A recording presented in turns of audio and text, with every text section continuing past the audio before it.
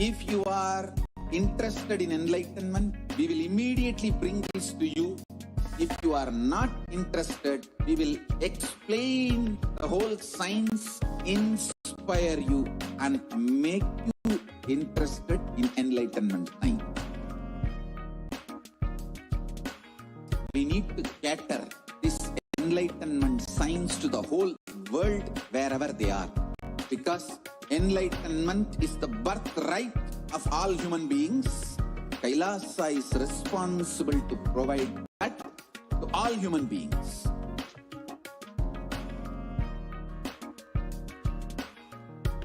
Kailasa is the totality of the knowledge I received from my gurus and practice manifested in my life, perfected by teaching millions of people from all cultures, time zones, backgrounds, genders, nationality, race, from every creed.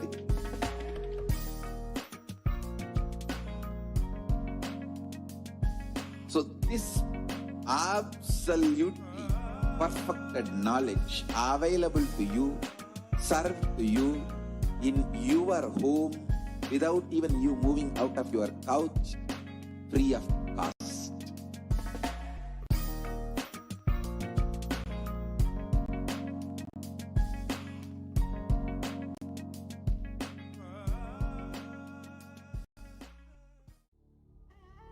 What I mean by the word Kailasa, listen intensely.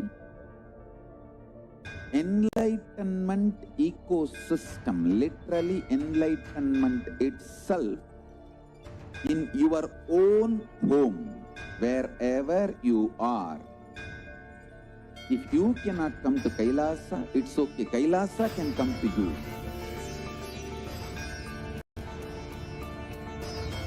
Kailasa coming to you is Kailasa.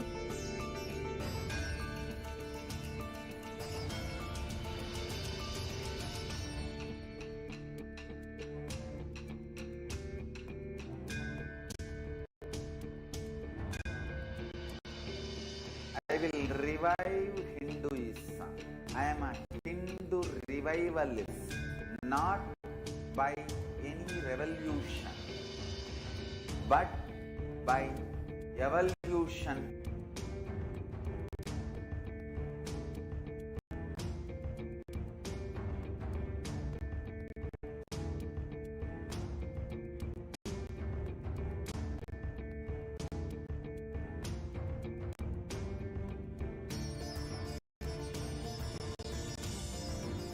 And setting model community.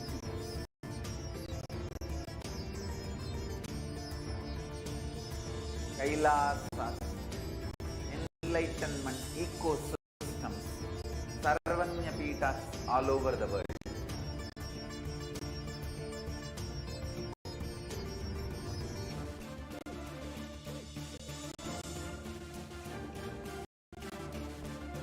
All powerful cognition, knowledge, only when you live.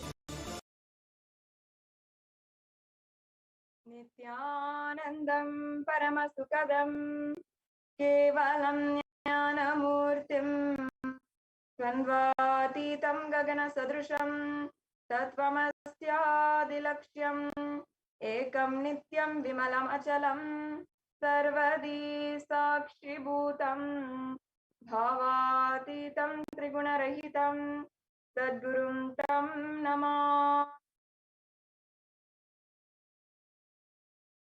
Nithyanandam, I offer my humble obeisance, my humble pranam at the divine lotus feet of the Supreme Pontiff of Hinduism, Jagat Guru Mahasannidhanam, His Divine Holiness, Bhagavan Nithyananda Paramashivam. And I welcome all of the viewers who are gathering with us right now for the Devi Parashakti Akashic reading program.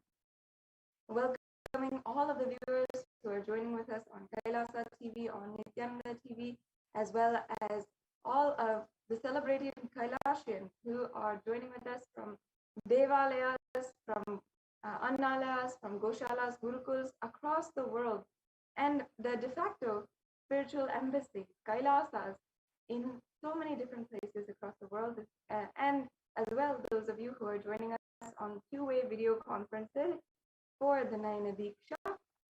I welcome all of you to this beautiful program. And I know that many of you today who are joining with us are each and every one of you searching for something deeper in your life, searching for a higher context, a deeper goal, something which fulfills your very soul and consciousness. And perhaps you've been searching for this for years to come. You have been looking for it, whether it comes to name and fame or a good status in society, or if it comes to wealth, or if it comes to health, whatever it is, you might be searching for this very thing. And you might be searching deeply, yearning for one thing in your life that will completely fulfill you. And that one thing is love. Love is the undercurrent behind everything that we are doing and everything that we are searching for. Ultimately, we are looking for love. But many of us today, we confuse love with maybe our normal superficial relationships. We have different languages for love. For example, giving compliments or spending time with each other or giving gifts. All of these are forms and acts and expression of love, but you cannot say that they are love themselves, and we cannot ever define love just within the limits of a simple language. Love, according to Sanatana Hindu Dharma, has a divine element, a divine quality. Love is able to transform and transcend you through all of your different fears, your different your conflicts in your life, as well as even make you heal so many different aspects of yourself which you feel, perhaps a extreme anxious and anxiety disorder, or even not being able to confront yourself about your deepest fears and deepest insecurities. Love has the power to transcend and transform you throughout anything. And Devi Parashakti, manifesting through the Supreme Pontiff of Hinduism, had recently revealed that the beautiful truth, Anbhe meaning love is God. Love is God, and love is divine. And that is the very way that we can strengthen ourselves. In fact, Devi Parashakti further continued that during this time and during these extremely dark times in the pandemic and so much of social upheaval, it's at this time that only those with love on surrounding their hearts as the armor of their hearts, only those people will be able to even survive today, will be even able to see even the next 10 years. Love is an absolute essential that we need to have. And in this program, this Devi Parashakti Akashic reading program, through the blessings and grace of Devi Parashakti, you will simply understand what is love. Devi Parashakti is the cosmic mother, the embodiment of the cosmic feminine consciousness, and the source of billions and billions of universes which from her come in and go out. She is the source Shakti, the source power, or the source energy, from which all of us even came, in which all of us even are in right now, and what all of us are going to merge into finally. As well, Devi Parashakti represents the relationship that each and every one of us have with Mother. And we always have Mother as a primordial relationship in our life. In fact, even before we had the idea of relationship, or we cognize even what is a relationship or what is relating we connect with our mother first, even in the prenatal conditions, even before we are even born in the womb itself. We are connected through the umbilical cord to the mother. And she's our first and foremost relationship that we have in this world. So she is the defining relationship for all of our other relationships or other different aspects in life. And the Vedic rishis in Sanatana Hindu Dharma recognize this, the importance of mother in our lives, and they saw that the relationship with the mother should inspire you for higher consciousness and higher ambition in life. It should awaken you to higher goals and awaken you to higher purpose in your life. And that is exactly what is the Shakta Sampradaya. The Shakta Sampradaya is the mother worship, which the Supreme Pontiff of Hinduism is himself a practitioner from the very advent of his life, from the very young age. And the Supreme Pontiff of Hinduism as well has revived this program, the Bhava Samadhi Darshan, in order for each and every one of us to experience oneness with the divine. In fact, Samadhi, in the word Samadhi, Adi means oneness, and Sama means Adi means source or origin, and Sama means oneness with that source. Bhava means emotion or aspect. So Bhava Samadhi together, it means attaining oneness through a certain aspect. And that is the ultimate point of this whole program, having and experiencing oneness with the divine. And if you don't know what that means, as we go through, you will have more and more deeper understandings of what is oneness and how we can experience it, and how it is the one thing that will give everything in our lives.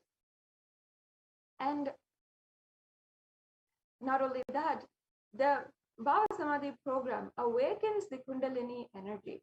And the Kundalini energy is the latent potential energy inside of each and every one of us that is stored. And this program, the Kundalini awakening by the Supreme Pontiff of Hinduism, has shown even scientific results of a 1300% energy level increase.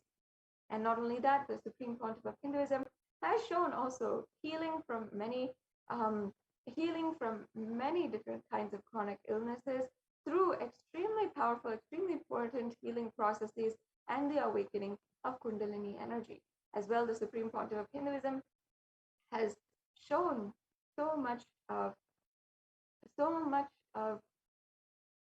real ways that you can reverse age and become younger and more fit, more enthusiastic and inspired about life.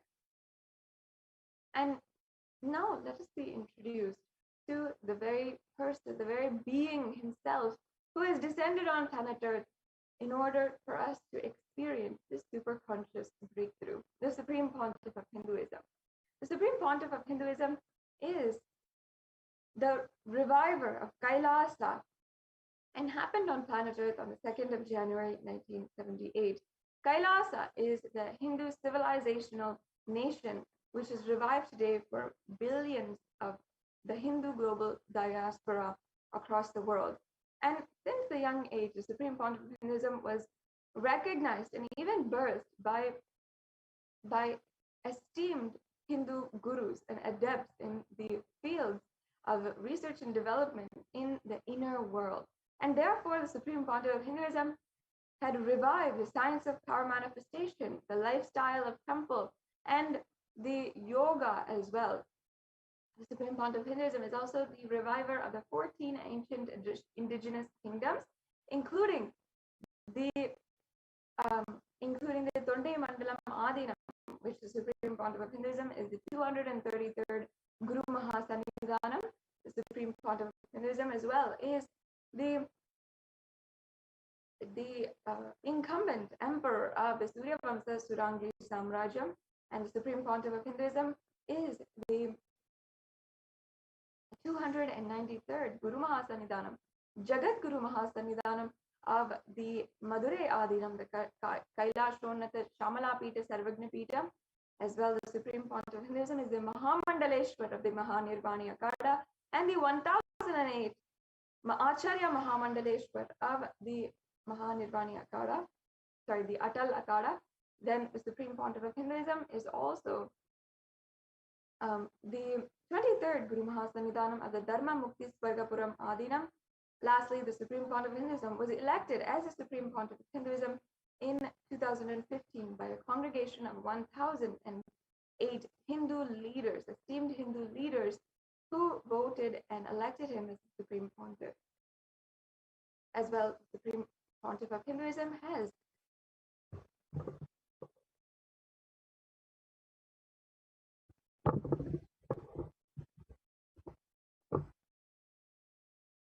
been recognized as a prolific commentator of the of various different Hindu scriptures, including the Upanishads, the Brahma Sutras, the Jain Sutras, the Shiva Sutras, the Yoga Sutras, the and many other different scriptures.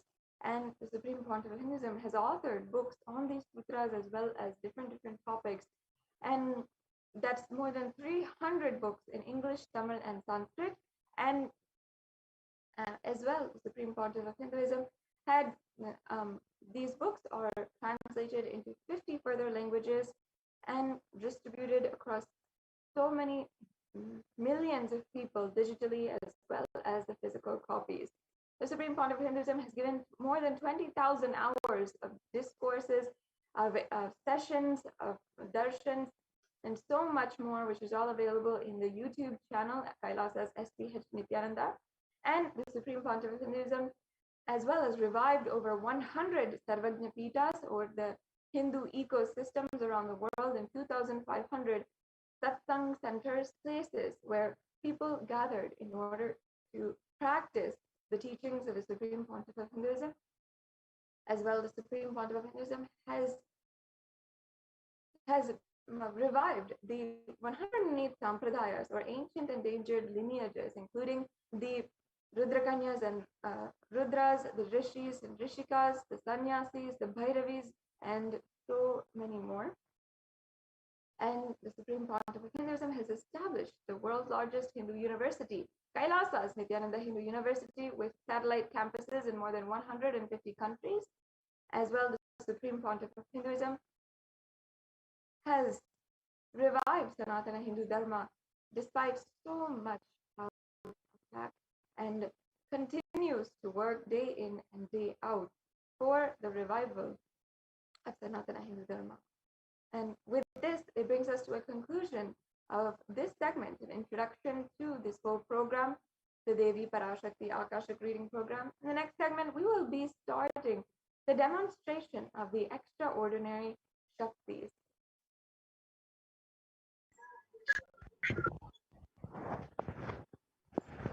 And we now have joining with us Ma Yoga Prana, Ma Kaladara, and Ma Viraja, who are Nithyananda Gurukul Balasans, initiated Balasans by the Supreme Pontiff of Hinduism, initiated into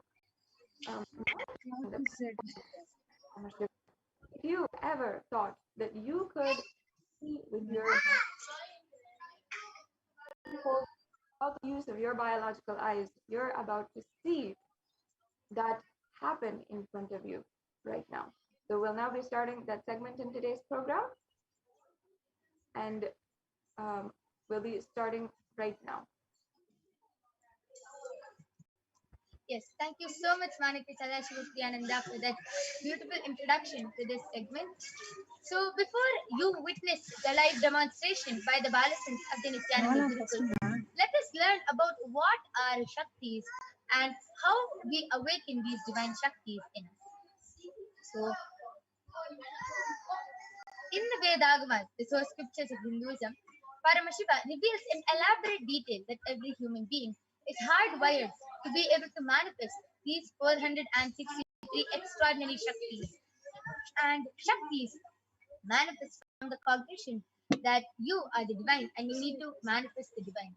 not from the cognition that you are a man and you need to reach the divine. So these extraordinary Shaktis are manifested just with initiation by the avatar. There are actually two types of manifesting power, Shaktis and Siddhis. Siddhis is what is manifested by intense tapas or penance, and Shaktis is what manifests from deep feeling connection and oneness with the divine. And Shaktis are permanent and they are the source of enlightenment, whereas Siddhis are not permanent and they may divert you from enlightenment. And they are on the path of enlightenment. And what we are going to be demonstrating to you is Shaktis, where you will be witnessing how these Shaktis manifest just with one touch, just with one initiation from the avatar. So in today's in today's Parashakti Akashic reading, you will be manifesting two extraordinary powers, which is one, the power of third eye reading, and two, the power of thought current scanning. So the third eye is a browsing center, which is situated between our brows. It's a cosmic browsing center. So once it is awakened by initiation. So once you have got an initiation from the avatar, it becomes an activated, awakened browsing center where any powers that you would like to manifest directly, actually just manifest just by being oneness from the avatar. And let us first learn who is the source of all of this, who gives us all these Shaktis, and how do we manifest all these Shaktis. Paramashiva is the primordial divinity in Hinduism, the ultimate reality and cause, which is self-effulgent, Swayam Prakasha, all-pervading, unchanging beyond time, space, form, and causality. As a fundamental base of Avyakta, the unmanifest, and Vyakta, the manifest existence, he performs the Panchakritya, or the five cosmic acts of Srishti, creation, Sthiti, sovereign rulership and maintenance, Samhara, rejuvenation, Drobhava, pulling out of delusion, and Anugraha, liberating grace for all living entities. And Paramashiva himself has come down in the form of the Supreme Pontiff of Hinduism, Jagat Guru Mahasamidhanam, His Divine Holiness Bhagavan Nithyananda Paramashivam, as the 1008 living incarnation and representation of Paramashiva, the reviver of Kailasa, which is the enlightened civilization, the ancient enlightened civilization, the great cosmic borderless Hindu nation. And ever since the beginning of the Hindu civilization, this knowledge, these sciences has been transmitted to all the enlightened gurus by the Guru Parampara. So Swamiji has been trained and taught to revive these sciences by the Guru Parampara. So many gurus like Mata Bibudananda Puri, Pundi Swamigal, Yogi Raj Yogananda Puri, Visari Swamigal, so many of these enlightened gurus have taught and trained Swamiji to revive these extraordinary sciences just for millions to manifest the science of power manifestation from the disciplines of Vedanta, Tantra, Sri Vidya, Yoga, Yogic powers, Mantra Shastra, Siddha Vidya, the science of Aushadha, Bhakti Yoga, Paramashivoham, and Paramashivoham. So how do we awaken these divine Shaktis in us? Just with initiation. These divine Shaktis are manifested just with initiation from the avatar. Just by every ultimate truth, the jnana, being mapped into your consciousness, prajna, manifesting as a power and a possibility of every being, prajnana. So, just with one touch, look, or Diksha is the direct transfer of spiritual energy by an enlightened being through look. Sorry for the technical glitch. So now we'll be watching a video which explains and shows what is Diksha and how, just with one touch, Swamiji is able to transmit this experience to us. Word or touch. The traditional Vedic book Navaratneshwara states, Diksha is the direct Diksha is the direct transfer of spiritual energy by an enlightened being through look, word, or touch. The traditional Vedic book Navaratneshwara states, सर्वासामपि दीक्षानां मुक्तिः फलमखण्डितम् अविरोधात् भवन्त्येव प्रासङ्ग्यस्तु भुक्तयः. The main benefit of all initiations is moksha, enlightenment. As a side effect, health, wealth, leadership and well-being happen. And in Rudrayamala Tantra, Shiva says, Devi Diksha Vihinasya na siddhihi na cha sadgatihi tasmat sarva prayatnena guruna dikshito bhavet. The one who is not initiated does not attain liberation nor a better future. So by all efforts, one should get initiated by Guru. What is the science of initiation? Neuroscience has proved that the process of initiation floods the brain with energy. This is the superconscious energy of Kundalini, our own highest inner potential energy. As the Kundalini flows from the thalamus to the cortex, it sets up a powerful energy loop within the brain, which awakens the latent non-mechanical parts which we have never used before.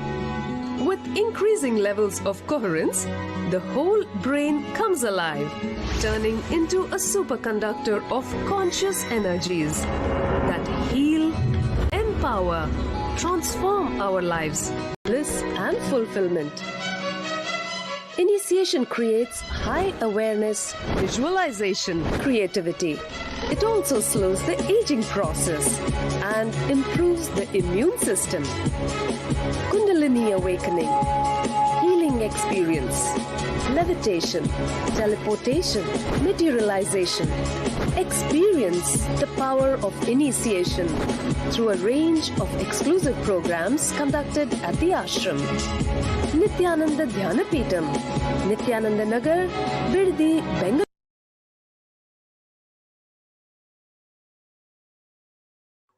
Yes, with that beautiful video which explained what is Diksha and how we get the Diksha from the avatar, let us see how the science of power manifestation is authenticated through the four aspects of evidences or pramanas.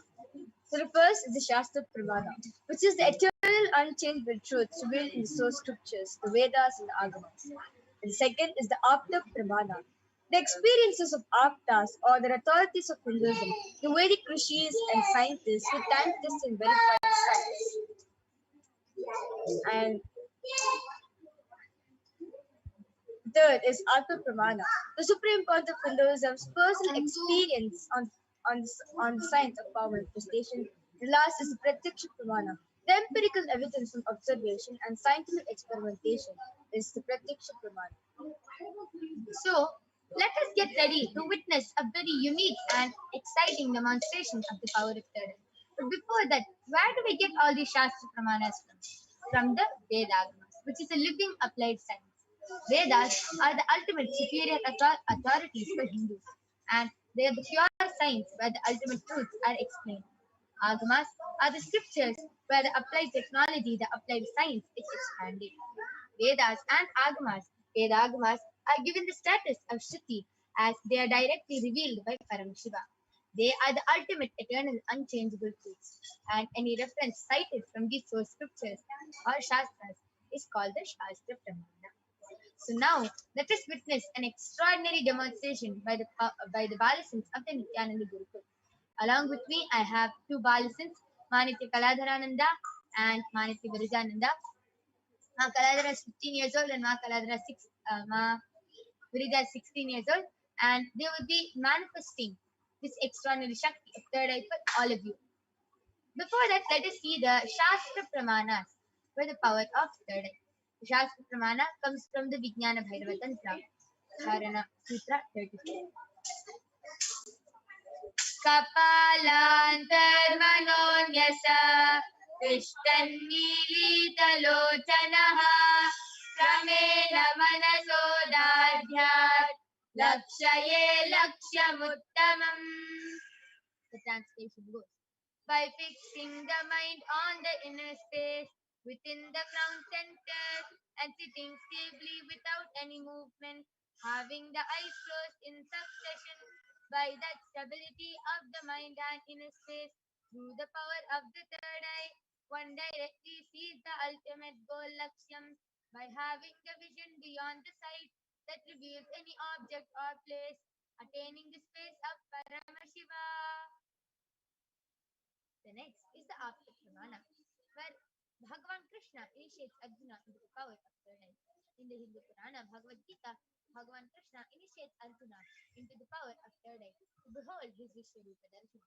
And in the 11th chapter of the Bhagavad Gita, Arjuna completely narrates the cosmic form of Bhagavan Krishna as he sees it through the third eye. न तु मां शक्यसे द्रष्टुम् अनेनैव स्वचक्षुषा दिव्यं ददामि ते चक्षुः पश्य मे योगमैश्वरम्. Bhagavan Krishna says to Arjuna, but you cannot see my cosmic form with these physical eyes of yours.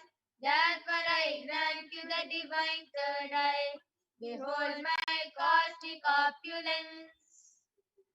The next is the Atma Pramana, where Bhagavan Swamiji beautifully shares in his own words how he had the experience of the third eye, of the 360-degree vision. Inside and outside broke.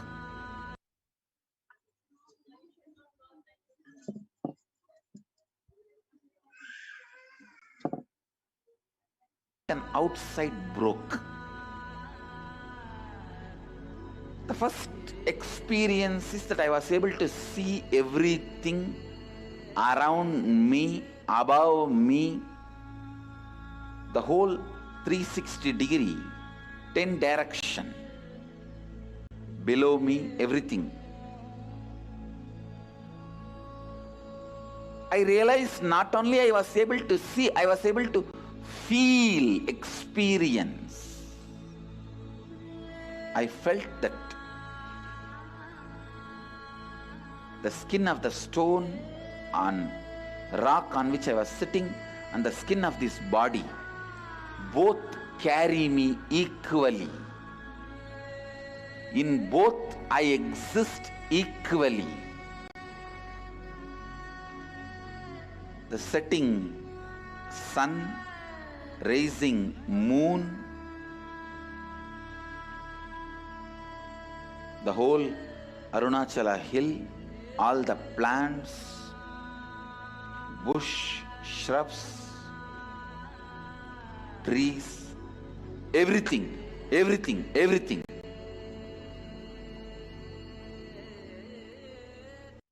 Just became so alive.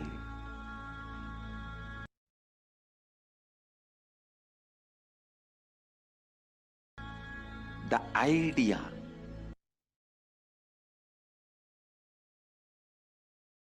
something is inside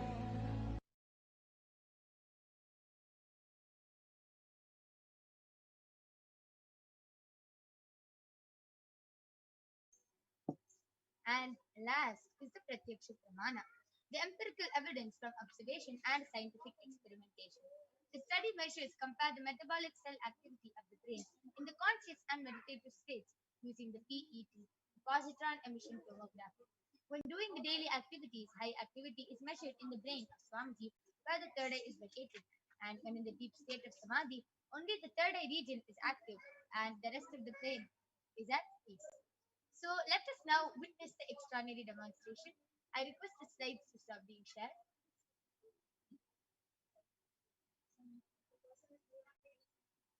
I request the slides to stop being shared.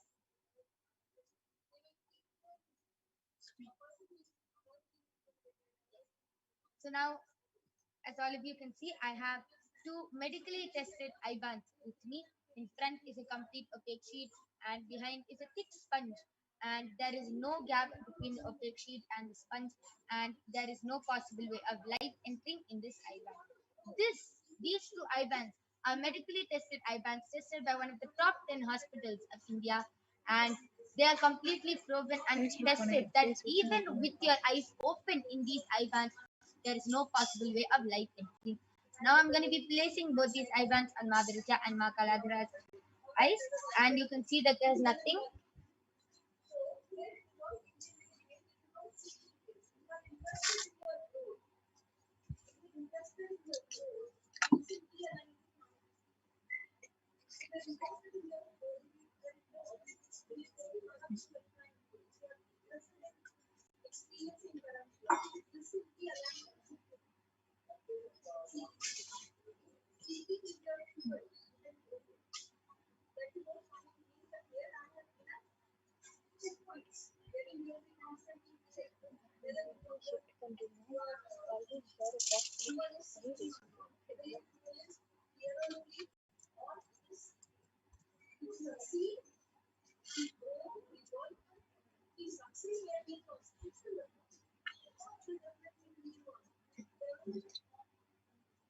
Both of you comfortable?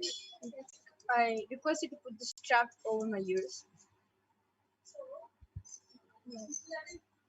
Now? Yes. So Ma Virija and Ma Kaladra are comfortable, and you can see how the eye band is completely covering their eyes. And I request all of you to go ahead, post your YouTube comments in the Kailasa's HDH Nithyananda YouTube channel, and Ma Kaladra and Ma Virija will be reading out your comments live. So please go ahead and start posting your comments in the Kailasa's HDH Nithyananda YouTube channel. So before both of us start reading the comment section, we'd like to show all of you that the eye band which my yoga pran put on us is completely stuck. It's completely glued to our face. So we'll turn to our right, left, up, down, and all over.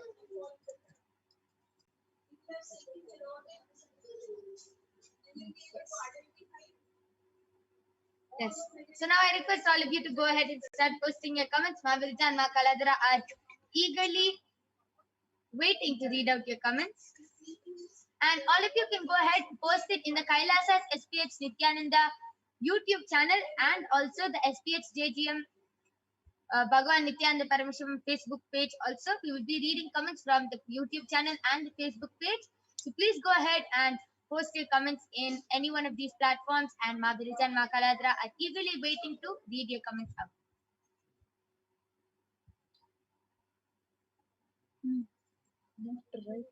Yes, there is one comment from AINARS ABOTINS has posted Nithyanandam, and the same person has again posted IWQNTEE,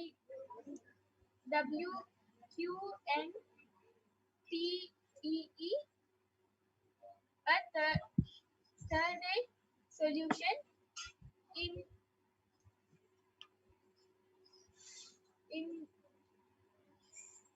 PR3 VIOUS Akashic reading. It was said that I am in danger. What is the danger and how to protect myself? So, Aina Zaya, I request you to post this question to Devi Parashakti. She will definitely answer you, Aya, by telling you what danger you are in and how to protect yourself from it. Yes. Yes. And I request all of you to continue posting. You saw how precisely Ma Kaladra and Ma Virija were able to read the comments posted by Ayana Zaya through their third eye with the blindfold on, with no gap being there. There's no possible way of light entering their eye band, and they are able to see and precisely read out the comments through their third eye. It is amazing. I request all of you to continue posting your comments in the SPH JGM Bhagavan Nithyananda Paramashivam Facebook page and the Kailasa Nithyananda Paramashivam YouTube channel. Actually, Aina Zaya is actually comment back saying he corrected the spelling of wanted. Like in the chat, in the previous comment, he has posted WQNTEE, and he wanted to write wanted. So in the next comment, he corrected the spelling. Yes, amazing. How she is even able to see the corrections. And if you saw, the spelling of wanted of Ayana's Aya was actually wrong. But Ma Kaladara read even that through her third eye so precisely. Amazing. And now we'll be reading the comments from Kailasa's HDH Nithyananda Paramashivam Facebook page. So, yes, Ma Kaladra Ma Birija, you can also go ahead. Kamaraj Param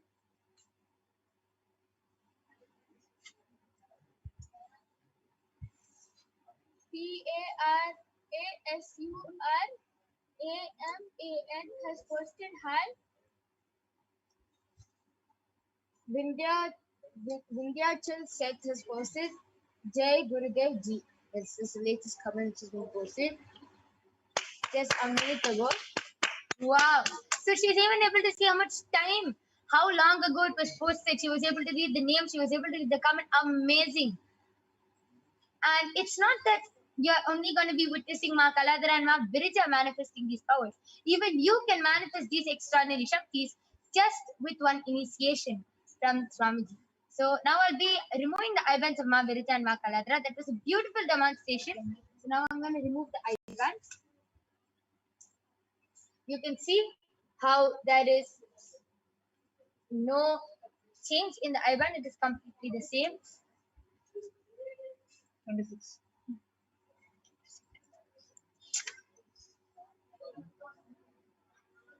And same with this. So that was a beautiful, extraordinary demonstration of the power of third eye by Ma Virija and Ma Kaladara. And please stay tuned as we have one more interesting and extraordinary power we're going to be manifesting, which is the power of body scanning for all of you. So please stay tuned and go ahead, call your family members, friends, and start posting your comments in the Kailasa's SPH Nithyananda YouTube channel or the SPH JGM Bhagwan Nithyananda Paramashivam Facebook page. Post your requests and comments for body scanning, and we'll be doing the body scanning for all of you with the Balasans and the Nithyananda yogis.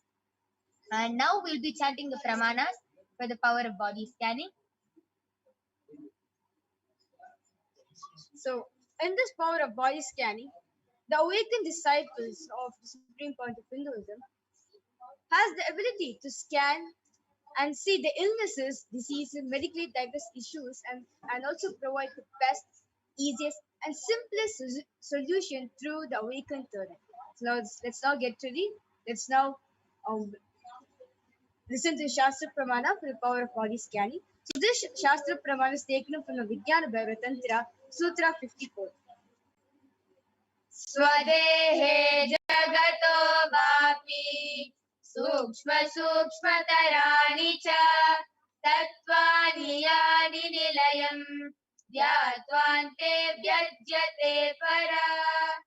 Bhagavan Parameshwara says, cognize deeply that from the subtle to the subtlest constitute principles of the whole body, the Deha, or of the whole universe, simultaneously consist of the essential reality. They are being absorbed in their source cause, Paramashiva.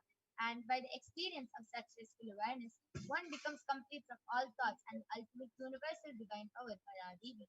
Adi Shakti is revealed and the supreme power manifestation happens. The next is the Apta Pramana, which is the experience and the reference of the power of body scanning from the life of a Siddha named Terayar. Terayar was a Siddha and one of the prominent disciples of Agatya. And one day, a man suffering from a severe headache came to Agatya for healing, and Agatya scanned and revealed that there is a small Terai, a type of frog, sitting in his brain. And Agatya immediately instructs Teraya, his disciples, to perform an open head surgery and remove the frog.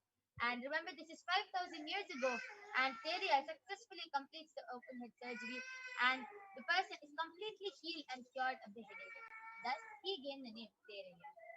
Next is the Atma Pramana. Swamiji beautifully shares that when he had broken his hand, he had a multiple compound hand fracture. Swamiji says, only when I had the multiple compound hand fracture, I was forced to go for surgery and therefore for medical checkup related to that. At that time, they detected heavy metal quantities in different organs of mine, and it was revealed that I had been poisoned without our knowledge. I needed to use diagnostic methods instead of medical facilities to study the body condition through the body scanning. And I found out that the problems and problems and imbalances had happened and where the balance had to be done. And I used allopathy as a second opinion just to verify my findings. So all these avatars, all the incarnations, their life is just a leela. As whatever they manifest in a life, it is already pre-planned. It's just a leela would say so. So Swamiti, in this beautiful leela, he manifests two powers: the power of Sushada, going beyond pain, and the power of body scanning. Scanning and being able to scan his own body and finding out what problems he had. Last is the Sakshi Pramana. You can see so many of the disciples of Swamiji, the initiated disciples, are able to manifest this extraordinary power of body scanning for all the devotees and disciples across the globe, and they have even shared their experience. So now you will be witnessing a live demonstration of the power of body scanning by the Balasins of the Nithyananda Gurukul and the Nithyananda Yogis. So please stay tuned. We'll be back right after the short break, and you are going to be witnessing this extraordinary Shakti. So go ahead, post your comments in the Kailasa's HDH Nithyananda YouTube channel or the SPH JGM Bhagwan Nithyananda Paramashivam Facebook page.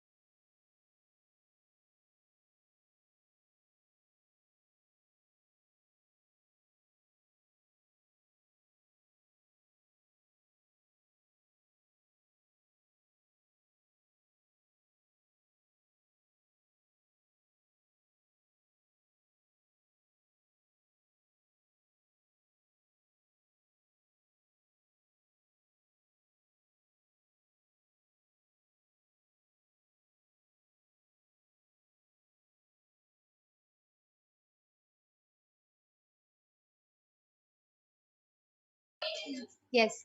So I'm back with the Balasins and the Nithyananda Yogis. Along with me, I have Maniti Mahavidyananda, Masoni, and Maniti Brahmayogananda, who are going to be demonstrating this extraordinary Shakti of the power of body scanning to all of you today. So I request the YouTube comments to now be projected.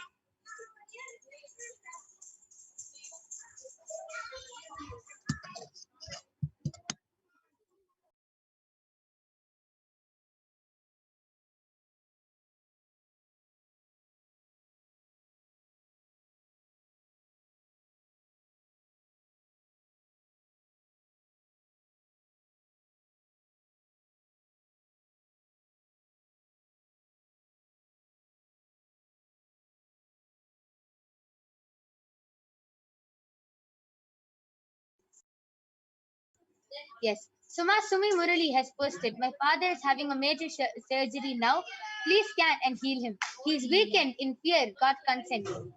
And please scan my neck and back body pain and solution. Yes. So Ma Mahavidya, you can do the body scanning for Ma Sumi Murali's father. Ma Soni, you can do the body scanning for Ma Sumi Murali.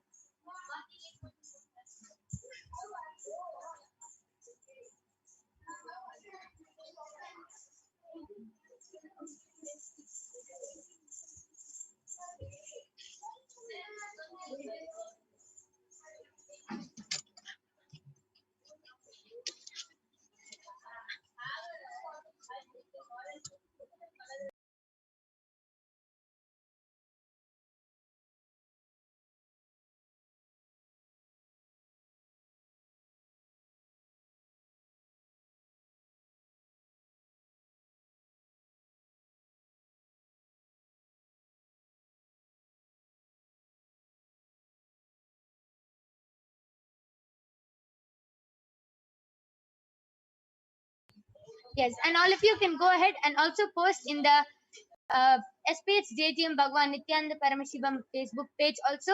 We are also taking comments from there. So please go ahead, post your comments in the Kailasa's SPH Nithyananda YouTube channel or the Facebook page.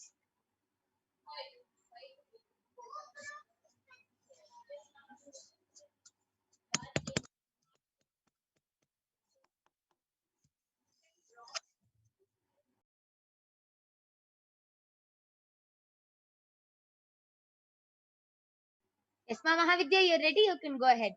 Yes. Nityananda, Ma Sumi Murli, this is a body scanning for your father. Ma. Paramashiva is revealing that he is in pain. Yes. Please have him in his left hand. If you can give him a japamala. Japamala means any bead mala of small rudrakshas.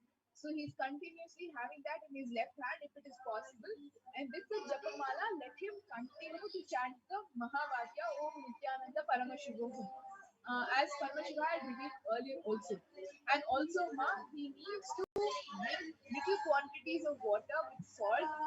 I understand that he will be in pain when the urination happens, but Paramashiva is saying just little quantities, let him continue to drink. Okay, and preferably have him, dressed in clean white clothes if that is preferable. But this japamala in the left hand, Swamiji is showing again and again, is very important. In the japamala, if the Rudraksha bead is not there, any other beads, but a mala that he can continuously keep in his left hand and remember Swamiji through the Mahavakya will heal him. Yes. And Ma Sumi Murali, this is a body scanning for your father. And don't worry, Ma.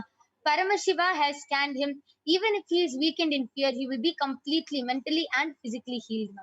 So don't worry about your father. I request you to get back. And Ma Soni is currently doing the body scanning for you. If you're ready, you can go ahead. Nithyananda Ma Sumi Murli Ma. I did a body scanning for you. When much you revealed that your neck is you're having pain in your neck, it's because you're putting too much pressure on it. Very much you revealed that to put whenever your neck is hurting, put apply bhasma in that region. And for your body pain and back, very much I revealed that you are not having you don't have enough nutrition in your body, ma. So very much I revealed that you eat more and more vegetables like pumpkin, spinach. Okay. So that was a beautiful scanning for Ma Sumi Murali. Ma Sumi Murali, I request you to get back in the chat section. This was a scanning for you and your father. Yes. Anybody else wants a body scanning? Please do post a message in the Kailasa's SPH Nithyananda YouTube channel. And also the SPH JGM Bhagwan Nithyananda Paramashivam Facebook page.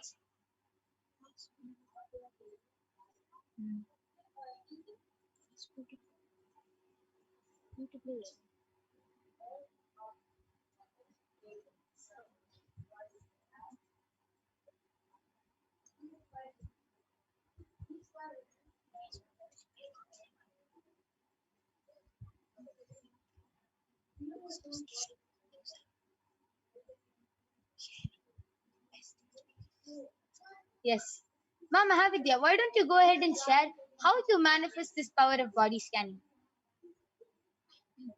Okay.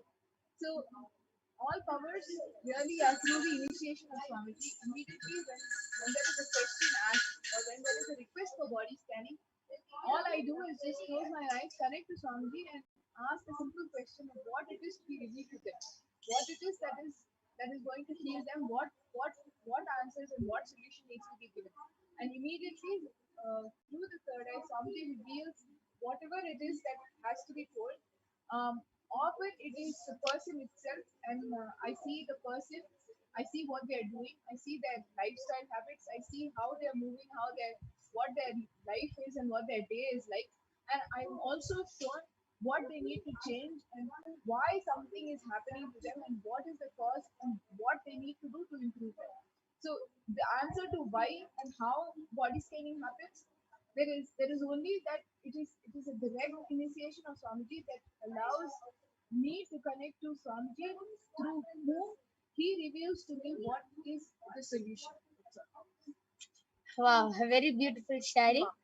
And yes, anybody else wants a body scanning, you can request in the Kailasa's HDH Nithyananda YouTube channel or the SPH JGM Bhagwan Nithyananda Paramashivam Facebook page, and we'll be doing a body scanning for you.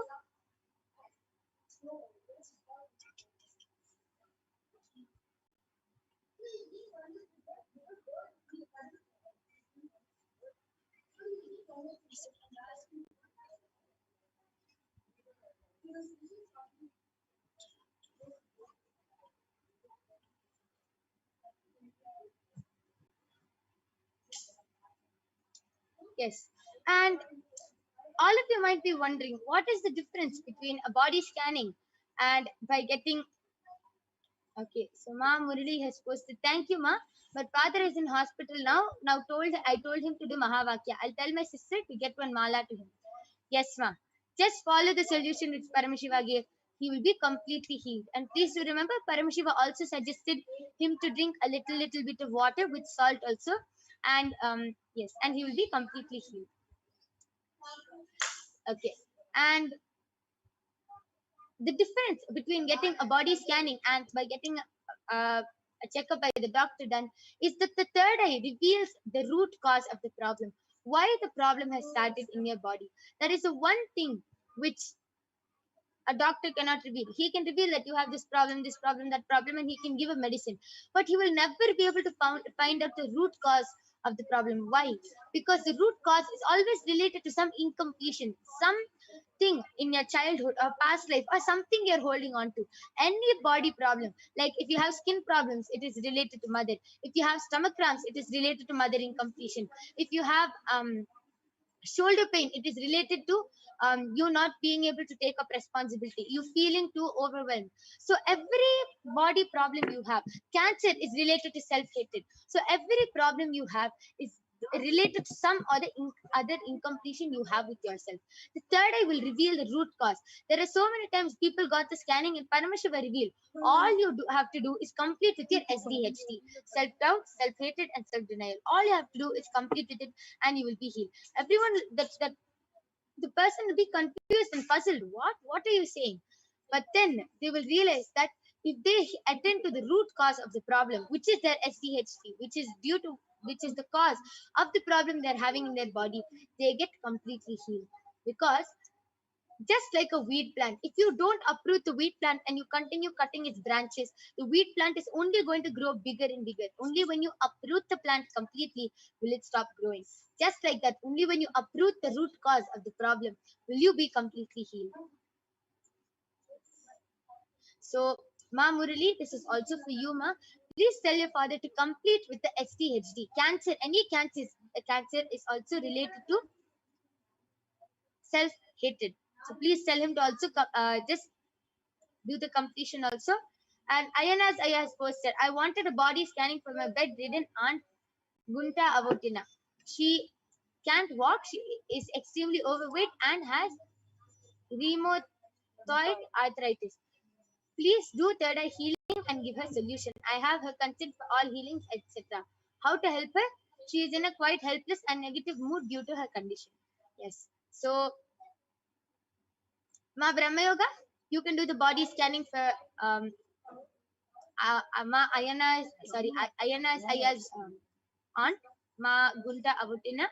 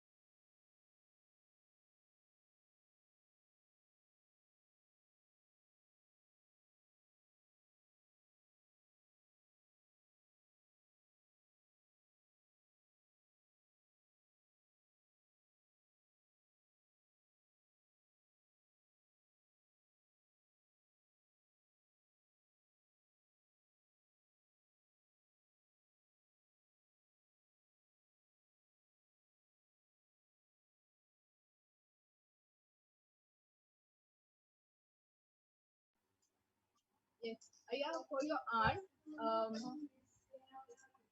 basically her arthritis is coming from what Paramashiva is showing is coming from a lot of oxygen that is stuck in her various muscle joints and body joints. So what she needs to do for immediate healing is, if you have asthma, which is Vibhuti, please apply that on the joint area wherever she feels there is pain. Anytime there is pain, there is no number and limit on how many times this has to be done. Anytime she feels pain, please make sure that she is applying it and it will start healing her. Another thing that she needs to do is take some oil, any coconut oil will work, warm it little bit, okay? And warm means not like hot, just warm, so it's more than more than room temperature, and apply that also. This can be done not when she is in pain or something, but during the rest of the day, just as she's doing a small little massage or wherever the joints are hurting her. Okay, and tell her Aya to start doing how much ever she can. How much she can. Doesn't need to stretch, but how much ever she can. She needs to start doing a little bit of yoga and start healing her. The Prathama Vinyasa Krama, which is a very special sequence that is given by Swamiji, is available on YouTube. It's guided. The video is guided version is there on YouTube. You can follow that. Let her do how much ever she can. A few times a day, 2 times, 3 times. When she's sitting, 10 minutes, 11 minutes. And doesn't have to be a full 42-minute cycle. Let her do 5 minutes, 11 minutes, 21 minutes. How much ever she can. And this will help her heal her very immediately. More of walking in the day, just inside her room, inside her house also will start to heal her. And she will feel a lot of difference within a couple of days. Yes. And Ayana, just one more thing which Paramashiva just revealed to me is that your aunt also has a lot of heat in her body. So please tell her to put a wet cloth on her stomach and head before sleeping, and she will be completely fine. Okay. And with this, we thank all of you for joining us in this power manifestation segment. We have many more interesting upcoming segments, like the segment where you will be learning about who is Devi Parashakti, what are the Akashic readings, and much, much more. So we have the next acharyas waiting for us. So we thank all of you for joining us. Please stay tuned. We'll be back after a short break, where the next segment, where you will be learning about Devi Parashakti, will start. Thank you, Nithyananda.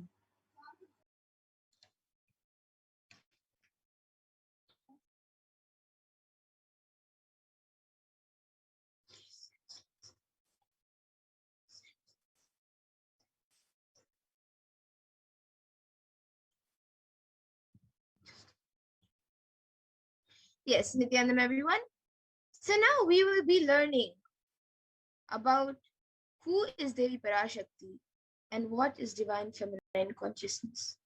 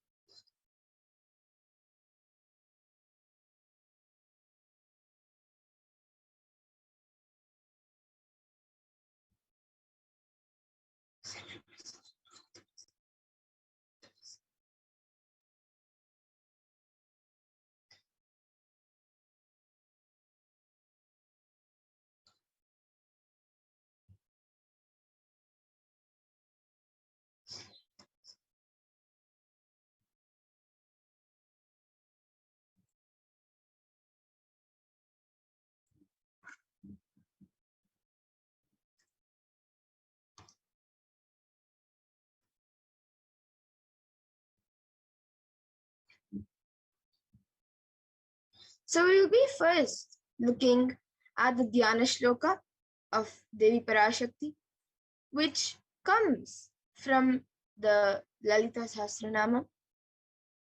So I will be chanting it now. Sindhuraruna vigraham trinayana manikya mauli spurat taranayaka shekharam smitamukhim mapina vakshoruham पानिभ्यामलिपूर्ण रत्नचषकं रक्तोत्पलं बिभ्रतीं सौम्यां रत्नकटस्थ रक्तचरणां ध्यायेत् परामम्बिकाम्.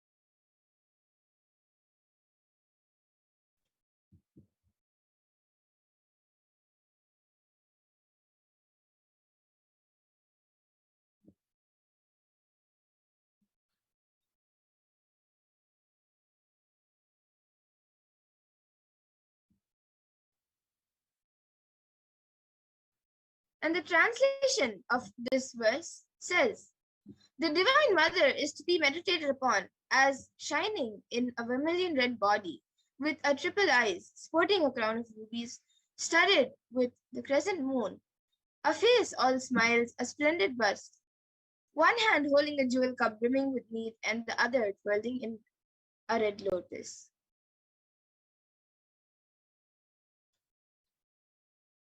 And then there's another verse, also from the Lalita Sahasranamam, which also speaks about the beauty of Devi Parashakti. Arunam karunam tarangatakshim dritapashankusha pushpabana chapam animadi viravrita mayukaihi rahamityeva vipavaye bhavanim. And this verse says, I meditate on the great empress. She is red in color, and her eyes are full of compassion, and holds the nose, the wood, the bow, and the flowery arrow in her hands. She is surrounded on all sides by powers such as anima for rays, and she is the self within me.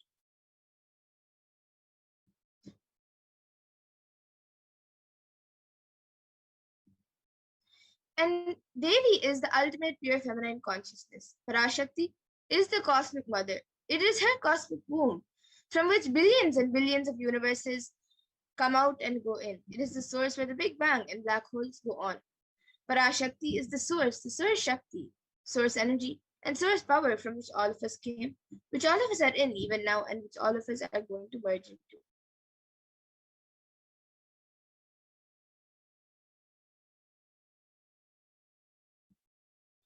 And out of her extreme love and compassion, Parashakti herself is manifesting through the embodied form as the Nijavatara of the Supreme Pontiff of Hinduism, Jagat Guru Mahasanidanam, His Divine Holiness, Bhagavan Nithyananda Paramashivam, gracing us, answering all our questions, attending to our prayers, giving boons, healing us, revealing our past, present, and future, and delivering profound spiritual truths, and ultimately giving us the experience of Paramashivoham itself. And in the words of Devi Parashakti, raising as Omkara, expressing as Vedas and Agamas, blossomed as Himkara, filled as Parashorasi, living in 40 triangles, the Kailasa Swami who is in Kailasa, Shri Purachintamani, Parashorasi, sitting as part of Paramashiva, Parameshwari who rules the world, Paramashakti, Manoanmani, Meenakshi, as Nithyananda, I took Nijavatara here, to give good boon to everyone and to bestow all goodness, Hiranyagarbha Swarupini, Brahmanda Yoni, Shami, Chandramauli, Rapala, Aparna, Uma, Parvati, Savitri, Navayavana, Samrajya Lakshmi, Parameshwari, Parashorasi, Meenakshi. Taking the form of Nithyananda, I came here as Nijavatara.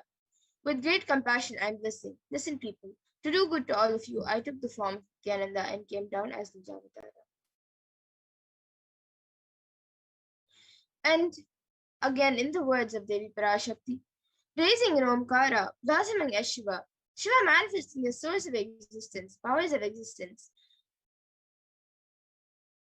expression of existence, from the oneness of Om, blossoming into two as Prakriti and Purusha, blossoming as three Shaktis, Icha, Kriya, and Jnana, growing as four Vedas, expanding as five Panchabhutas beyond six chakras, filled as Gotras of seven Rishis, expanding as eight directions, existing as nine Grahas, blossoming as 10 Indriyas, being as 11 Rudras, creating all the worlds, bringing life to tell and make truth blossom, and to do good.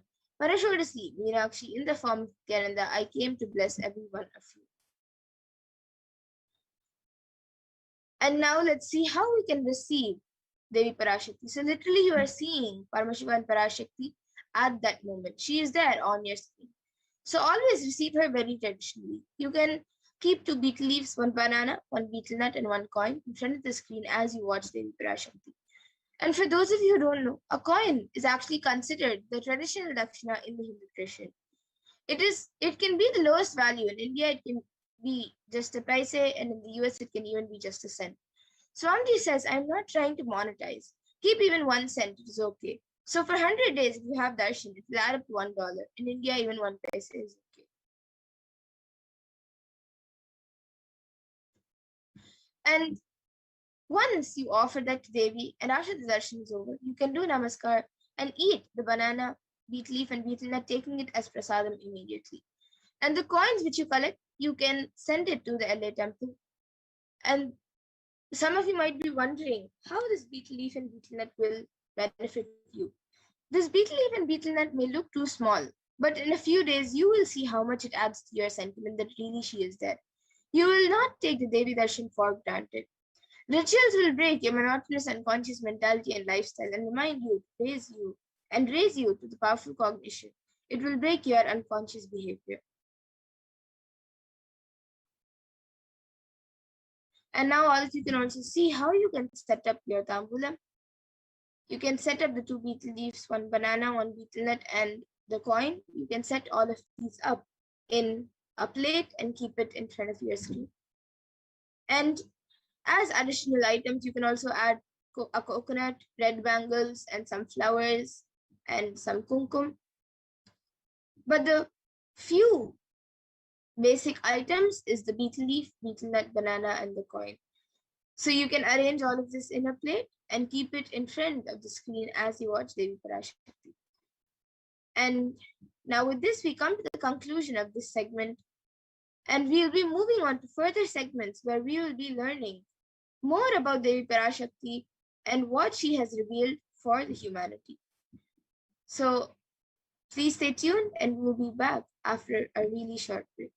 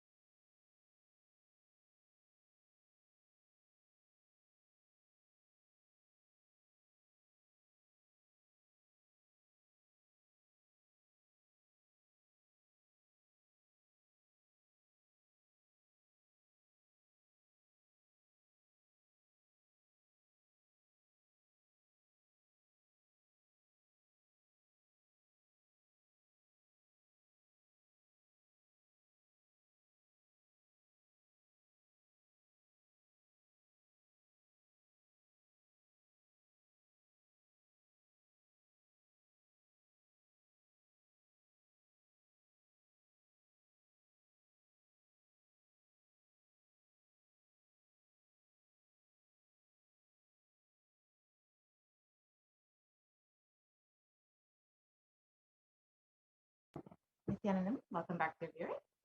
Now we will be entering into this next segment where we will be understanding some of Devi Parashakti's revelations made for humanity during this Pralaya. So let us enter into this segment and understand a little bit more deeply how we can take heed to Devi's revelation.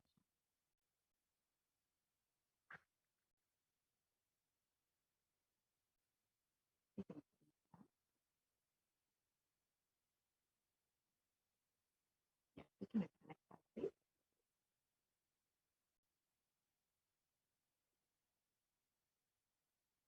We can move to the next slide, please, Ma.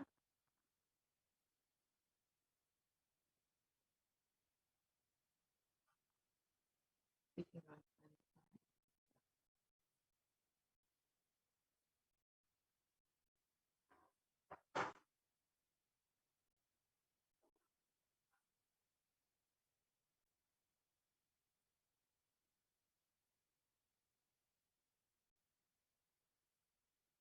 Yes, we can continue on.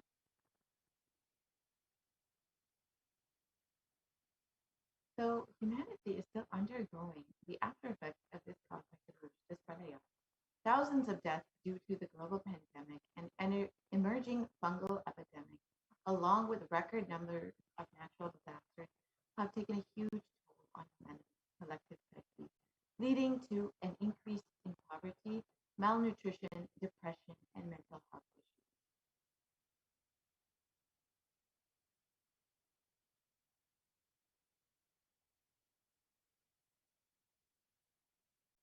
So what has caused this? Who is behind all of this? How could we have avoided this? What is the solution? In this segment, let us go through a scientific and statistical understanding of Devi Parashakti's revelations on the cause and the solution for this problem.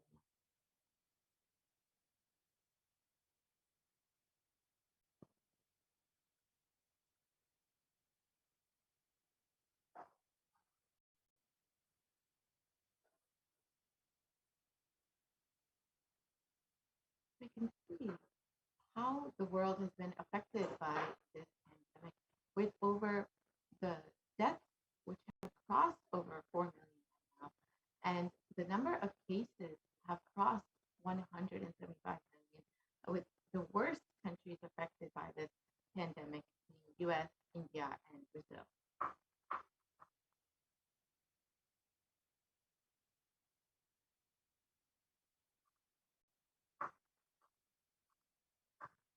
And the number of COVID cases within India alone has been 29 million. And the number of deaths due to COVID have crossed well over 370,000 people. And the number of people who have fallen into poverty since the beginning of the pandemic is around 75 million. And these numbers are considered severely underreported.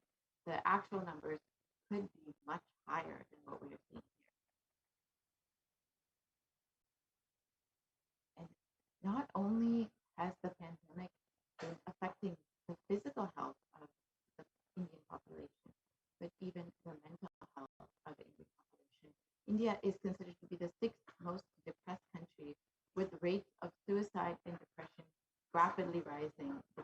6.5% of the population is suffering from some form of mental illness, and it has a suicide rate of 10.9% for every 1 lakh people. 10.9 for every 1 lakh people. And the suicide is one of the biggest causes of death in the age group of 15 to 24. And the average suicide rate in India is 10.9 for every 1 lakh people.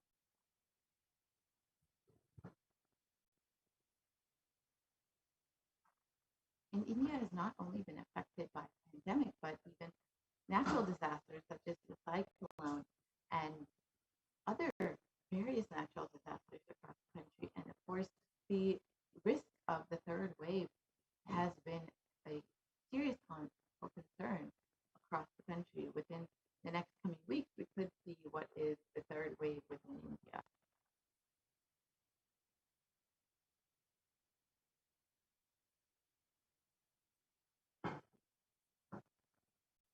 So how could all of this have been prevented? How could we have avoided this situation? Let us understand a little bit more.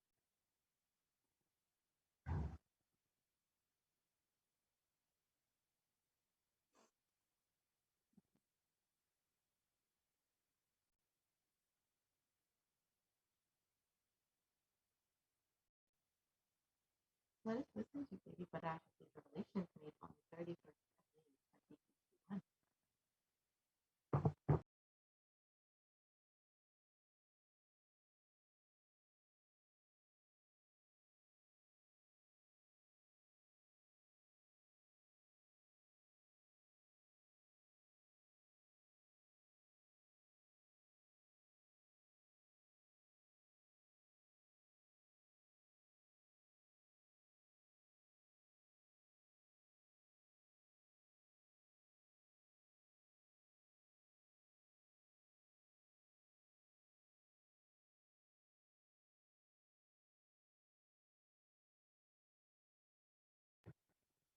I don't think the audio is being shared. The ultimate Shiva consciousness. Krishna is the bridge for you to achieve the Krishna consciousness. But Shiva consciousness, Krishna consciousness, all consciousness is one and the same.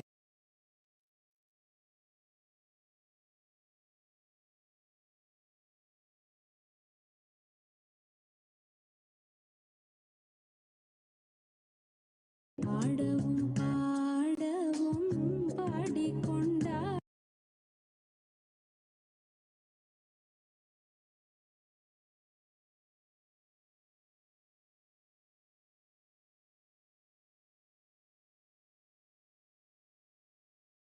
இரண்டாயிரத்திருபத்திரண்டு வரை India செல்ல வேண்டாமா என்று கேட்கின்றாய். நன்றாய் தெரிந்து கொள், சொல்வதை புரிந்து கொள். இந்த பெருநரகமான கிருமி போஜனம் இந்தியாவிற்குள் வரக்கூடாது என்பதற்காக 2020 பாரதம் முழுவதும் 12 ஜோதிர்லிங்கமும் பாத யாத்திரை செய்திடவே என் மகன் மூலமாய் திட்டமிட்டிருந்தேன். படுபாவிகள் ஓடத்தின் மாலுமியை ஊர்விட்டு துரத்தினார்கள். என்ன நடக்கிறதென்று பார். முறையாக கைலாய நாட்டின் தலைவனாக நிறை மரியாதையொடு நல் மதிப்பொடு என் நிஜாவதாரம் நித்யானந்தன் திருவடி மீண்டும் பாரதத்தில் பட்டு பாத யாத்திரை செய்த பிறகு மட்டுமே நீ அங்கு செல்ல வேண்டும். அதுவரை உன்னை காத்து செல்லாதே. ஓம் ஓம் ஓம்.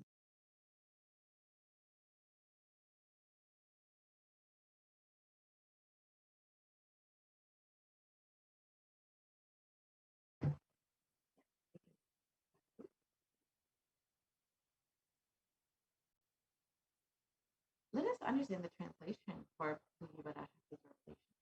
For this huge Kirmi Bhojanam hell not to come to India. In 2020 itself, I had planned to do Padayatra throughout India and the 12 Jyotirlingas through my son Swamiji. They chased the captain of the ship out of the country. See what is going to happen.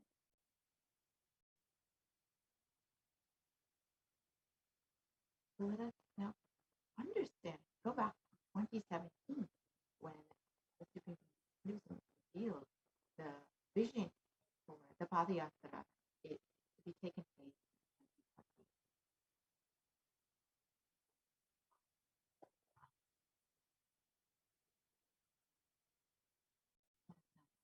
Yeah.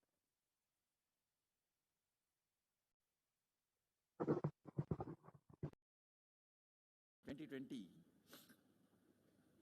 planning for a full year. I'm going to walk from Rameshwaram to Amarnath. 1 year with 10,000 people, just walking all over India to spend time with people, 2020 there will not be any program other than Padayatra and just spending time with people. Just walking. Of course, 10,000 people will be walking with me. Maybe 200 vehicles to carry our food and all the other items, transportation. Enjoying the river banks, forests, and time with nature. 10,000 people manifesting powers, walking from village to village. What do you think will happen?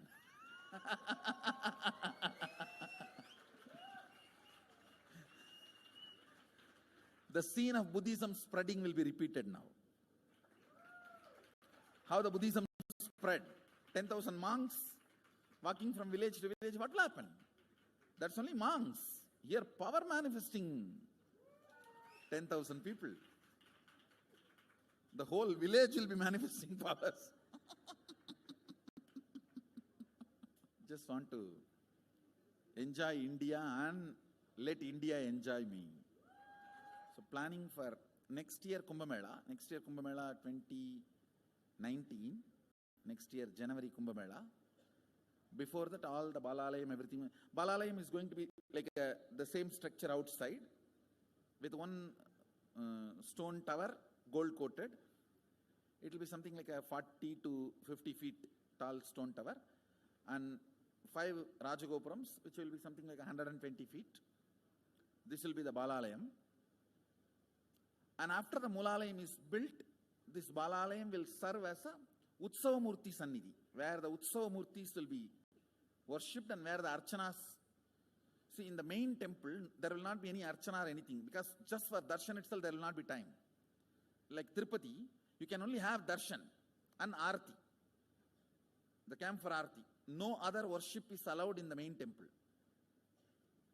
Because 12 Abhishekam is going to happen, 12 Kala Abhishekams. So continuously the rituals will be going on. People can have only darshan. They will not be able to involve themselves in any ritual. Other than darshan, nothing else will be allowed.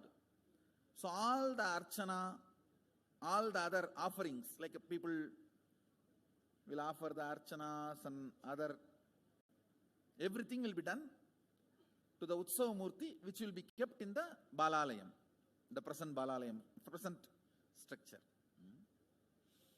So people can spend time here. That will be more like a main darshan. This will be like energy darshan, where you can give letter, get response. So by next year, the Balalayam will be ready. So 2019 full year, I will be conducting the programs and everything. 2020 will be the one full year Padayatra, walking. From next year Jayanti, means 2019's Jayanti to 2020's Jayanti. Full year, Jayanti to Jayanti will be Padayatra. Before that, we will make 10,000 people power manifestors. It will be sannyasi, brahmachari, grihastha, all put together. 10,000 people will be walking.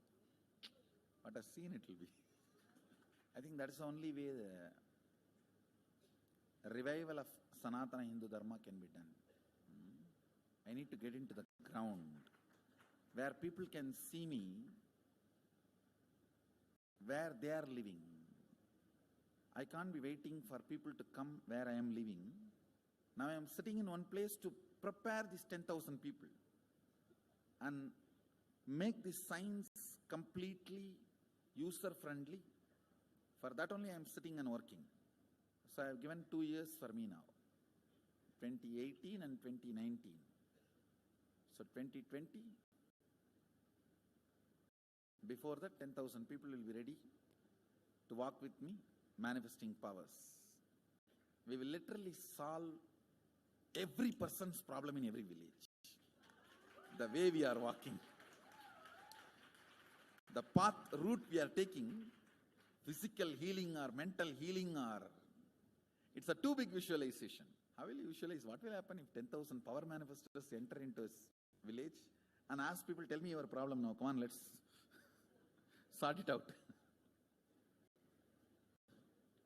Understand 1200 years before in Tiruvannamalai temple carvings, how the baby will be in the womb in second month, third month, all that is detailed way carved. It is there. Which scanning machine was there in those days other than the third eye? Very detailed carvings are there. Even Srirangam temple, the whole carving is there. Srirangam temple gives a week by week the whole picture of male baby and female baby. Any of you have seen that? Srirangam Rangaraja Mandapam, it very clearly portrays. Can we move to the next slide, please? There will be one Rangaranga Gopuram. In that next to Rangaranga Gopuram, there is Rangaraja Mandapam. We have already collected some. You can pause the video. Slide. Be displayed in this.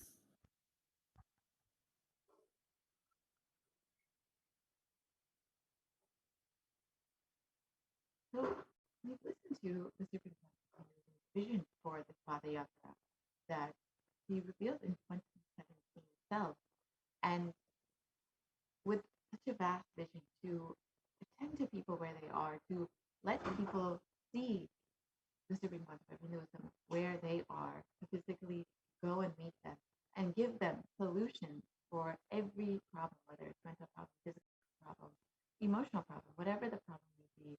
The Supreme Consciousness of Hinduism was ready to attend to every person's problem. And this whole Padayatra would be like the scene of the Buddhism spreading and would be reviving Hinduism. And the Supreme Consciousness of Hinduism has been enriching and preparing humanity for this Padayatra since the age of 10 to save them from this Padayatra.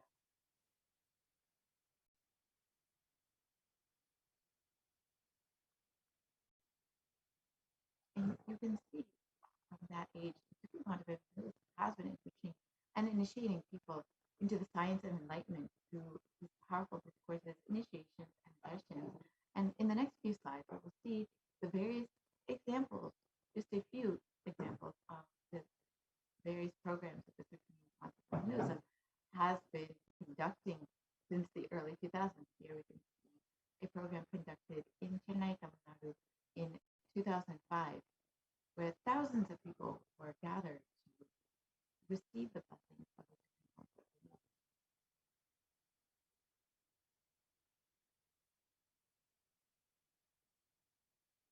Hinduism. And here again in Tamil Nadu in 2005, the Supreme Consciousness of Hinduism blessing and initiating thousands of people. We can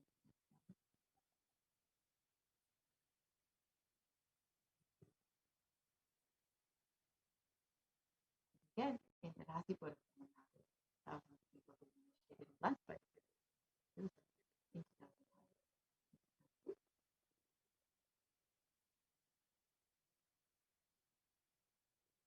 In 2005, in Namagal, Tamil Nadu, we see the conducting a mass satsang for the people of Tamil Nadu.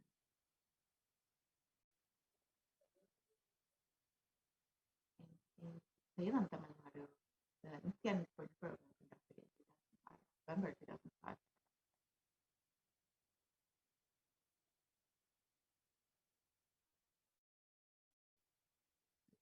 Nithyananda program conducted in City, Bangalore.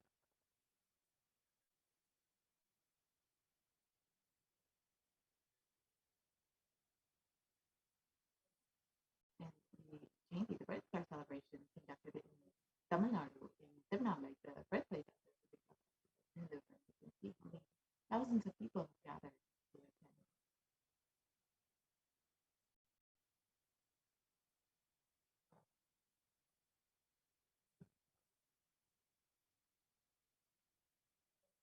And the Jayanti celebration in Gandhika versus the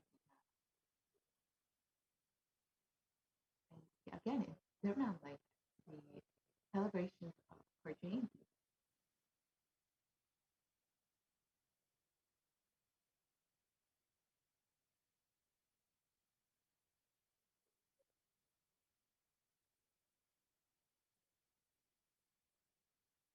And the Nithyananda program conducted in Chennai, Tamil Nadu in 2006. And the Guru Purnima celebrations in Adi Kailasa celebrations in 2006.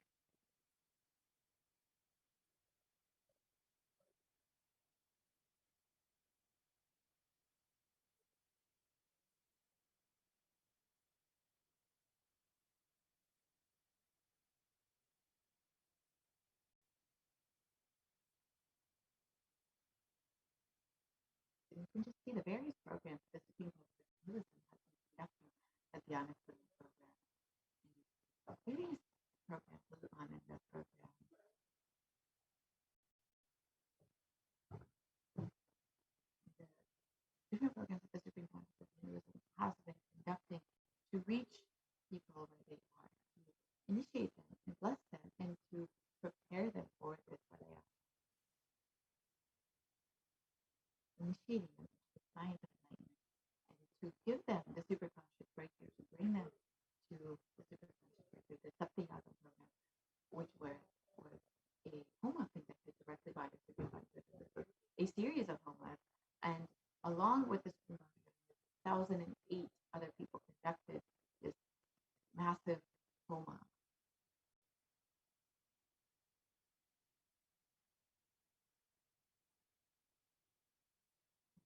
Photos from Saptayaga, where the Supreme Conscious conducting the homa and guiding 1,000 other people to conduct the same homa. See that in the various photos in the next coming slide.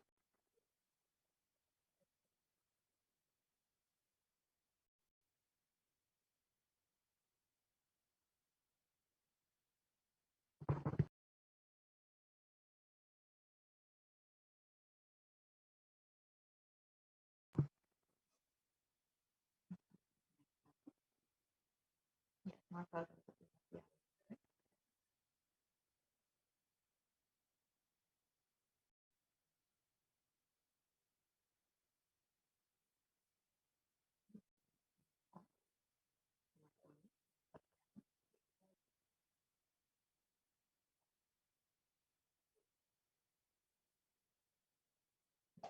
You can see the Nithyananda program conducted this week.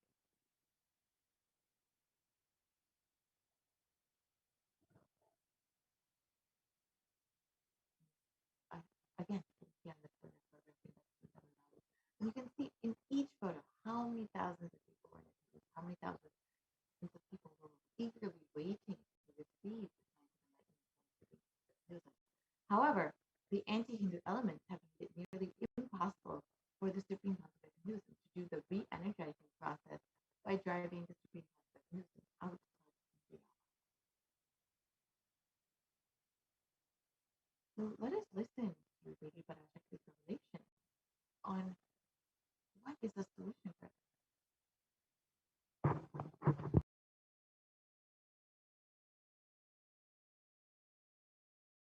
இரண்டாயிரத்திருபத்திரண்டு வரை India செல்ல வேண்டாமா என்று கேட்கின்றாய். நன்றாய் தெரிந்து கொள், சொல்வதை புரிந்து கொள். இந்த பெருநரகமான கிருமி போஜனம் இந்தியாவிற்குள் வரக்கூடாது என்பதற்காக 2020 பாரதம் முழுவதும் 12 ஜோதிர்லிங்கமும் பாத யாத்திரை செய்திடவே என் மகன் மூலமாய் திட்டமிட்டிருந்தேன். படுபாவிகள் ஓடத்தின் மாலுமியை ஊர்விட்டு துரத்தினார்கள். என்ன நடக்கிறதென்று பார். முறையாக கைலாய நாட்டின் தலைவனாக நிறை மரியாதையொடு நல் மதிப்பொடு என் நிஜாவதாரம் நித்யானந்தன் திருவடி மீண்டும் பாரதத்தில் பட்டு பாத யாத்திரை செய்த பிறகு மட்டுமே நீ அங்கு செல்ல வேண்டும். அதுவரை உன்னை காத்து செல்லாதே. ஓம் ஓம் ஓம்.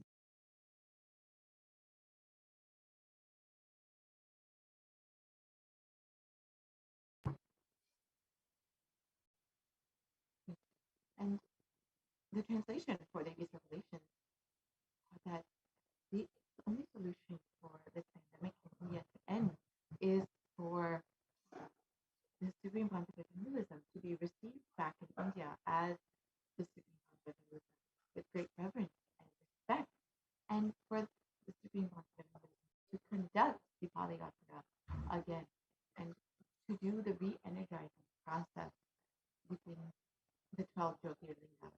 That is the only way for us to see the end of this millennium.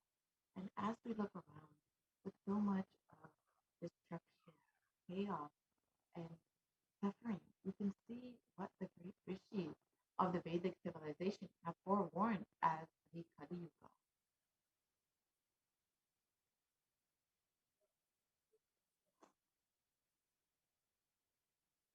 And here is the reference from the Kurma Purana of the Kali Yuga, where sage Vyasa reveals that the Kali Yuga is the worst of the four yugas, where man will be his own worst enemy. So let us look at the translation of this verse.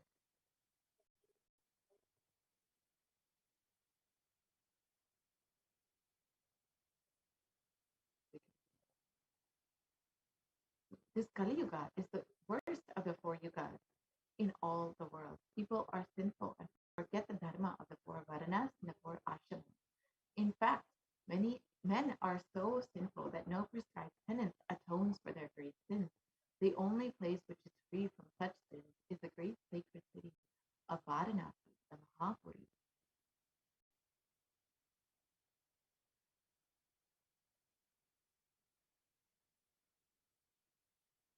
And here is another reference in the Godna Purana where it states that the Lord Rudra, Paramashivoham himself, is the avatar for the Kali Yuga. And the translation for this verse is Brahma is the presiding divinity or Devata, the Lord for Krita Yuga, the first cycle of time. In the Treta Yuga, the second cycle of time, is Bhagavan Ravi, Surya, in which appeared Sri Rama. In the Dwapara Yuga, the third cycle of time, the presiding divinity is Vishnu. And in the Kali Yuga, the fourth cycle of time, the current age, the presiding divinity is the avatar of Lord Rudra, Lord Maheshwara, Mahasadashiva himself.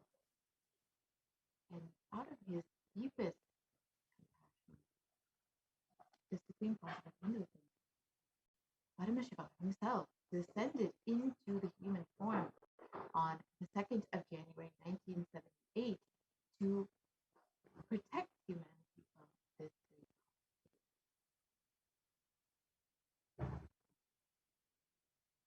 So if the Supreme Pontiff of Hinduism, if Paramashivoham himself had waited just one more year, it would have been too late. 1979 would have been too late. Let us listen to this in Supreme Pontiff of Hinduism's own words.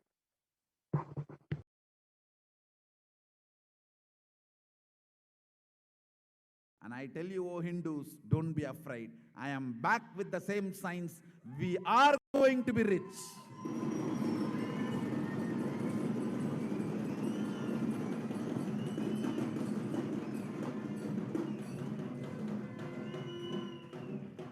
It is not lost.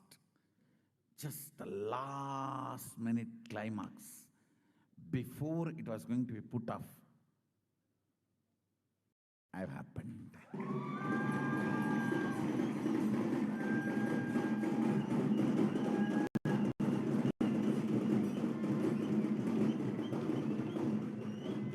(1979) would have been late. 1979 would have been late. If I had time, I would have sent only ambassadors. Because no time, I have to get up and come directly.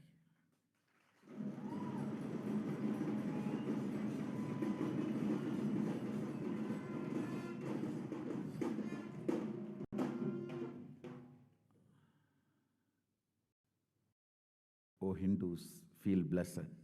Science is not dead. It is available. I have everything needed to bring that science back to life and establish its legitimacy.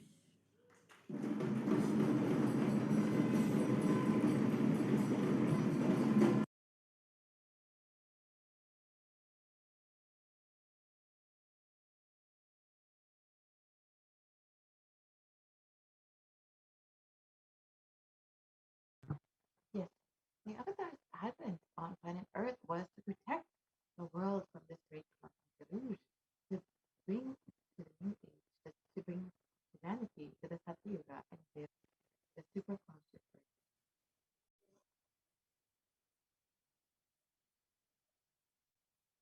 So let us listen to Devi Parashakti's revelation about this.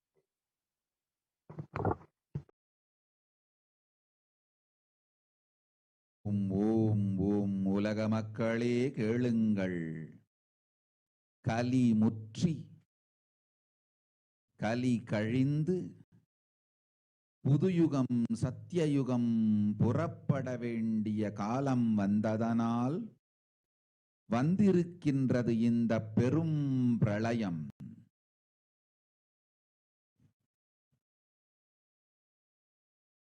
கவலை வேண்டாம்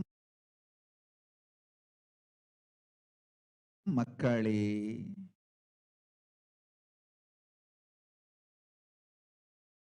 நித்யானந்தன் வடிவம் தாங்கி நாமே இங்கு வந்திருக்கின்றோம். நித்திய யுகம் செய்வோம், நித்திய யுகம் சத்தியயுகமாய் மலரும் இங்கு. ஆனந்தமாக இருங்கள்.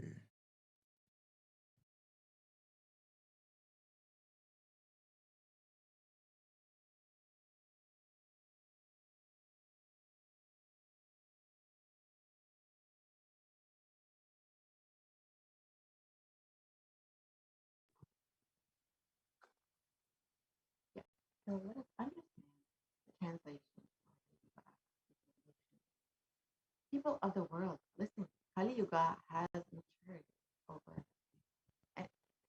and time has come for Satya Yuga to happen. So this great Pralaya has come. Don't worry, people. I, in the form of Nithyananda, I myself have come. I will make Nitya Yuga happen. Nitya Yuga will blossom into Satya Yuga. Be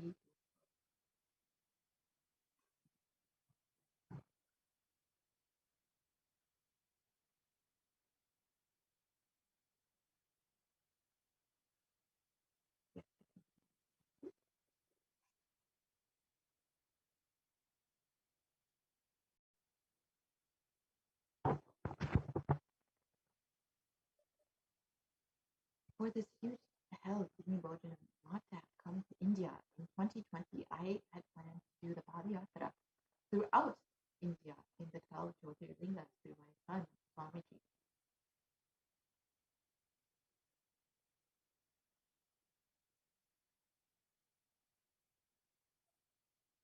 And in order to prepare for this yatra, the avatar began the Padayatra at the mere age of 10.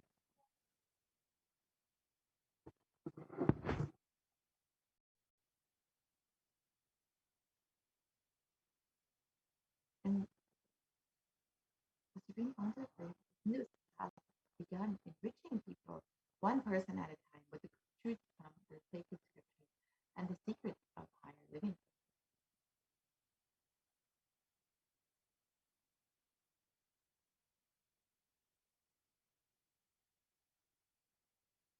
And even at the age of 14, 15, the Supreme Pontiff of Hinduism asked me to remember the yatra that the Supreme Pontiff of Hinduism led them from Guriyati, Tamil Nadu to Tirunelveli, his birthplace, and a huge pilgrimage site.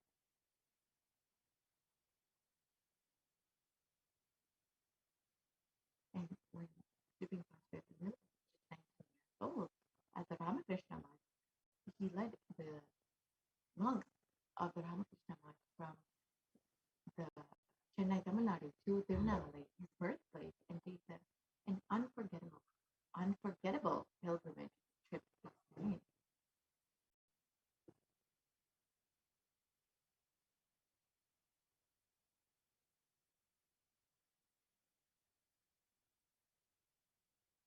And the Supreme Pontiff of Hinduism continued walking the length and breadth of India, reaching more and more people, and preparing each one until the Supreme Pontiff of Hinduism founded the international mission, the Nithyananda Paramashivam, to revive Kailasa internationally on the 31st of December 1990.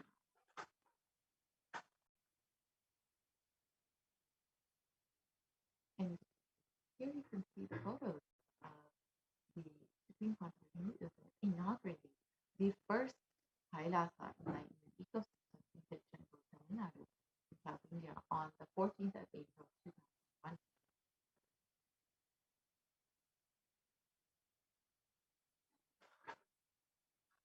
And in 2003, the Avatar continued his Vijayatra all over the world to enrich people from all backgrounds.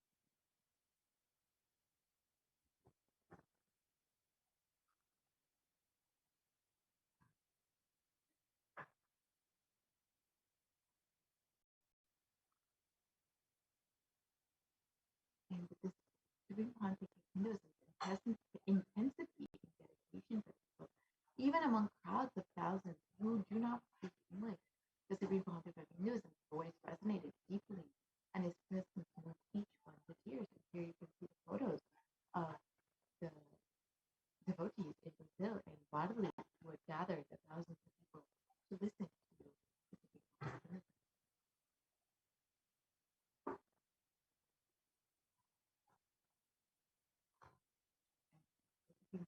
Hinduism led the devotees and disciples to the Himalayan Yatra, where he initiated them into the enlightenment and delivered the super conscious breakthrough.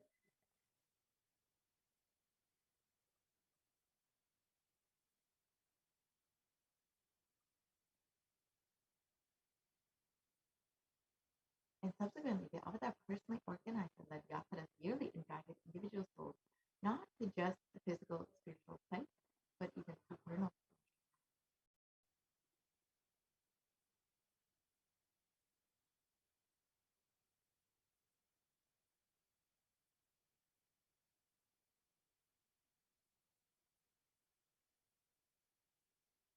And in 2006, the body yatras were taken to the next level with the Gaudiya Yatra, with crores participating and impacted by the Nithyanandeshwara and Nithyanandeshwari deities that were taken into the city.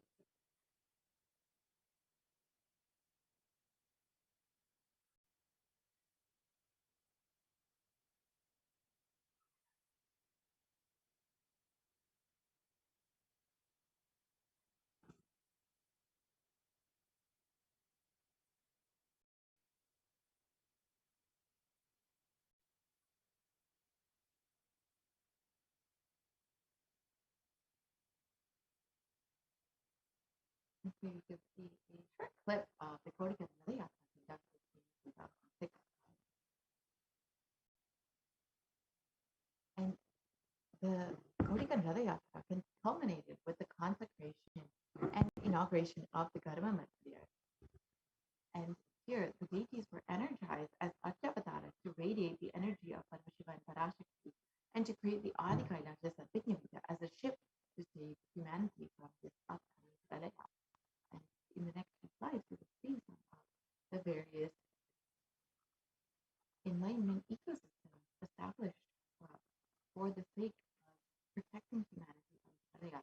Here you can see the Kailasa in Hyderabad, the Kailasa in Tirupur, and the Adi Kailasa Sadvignavita.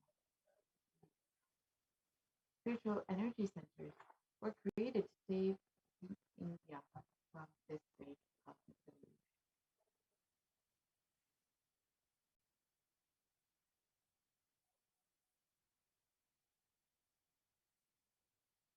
And the Anandalingam in the Ganges River was energized by the Supreme Concept of Hinduism to protect anyone who bathed in the waters from the deadly COVID-19. In 2008 itself, the Supreme Concept of Hinduism created this Anandalingam, or the short clip of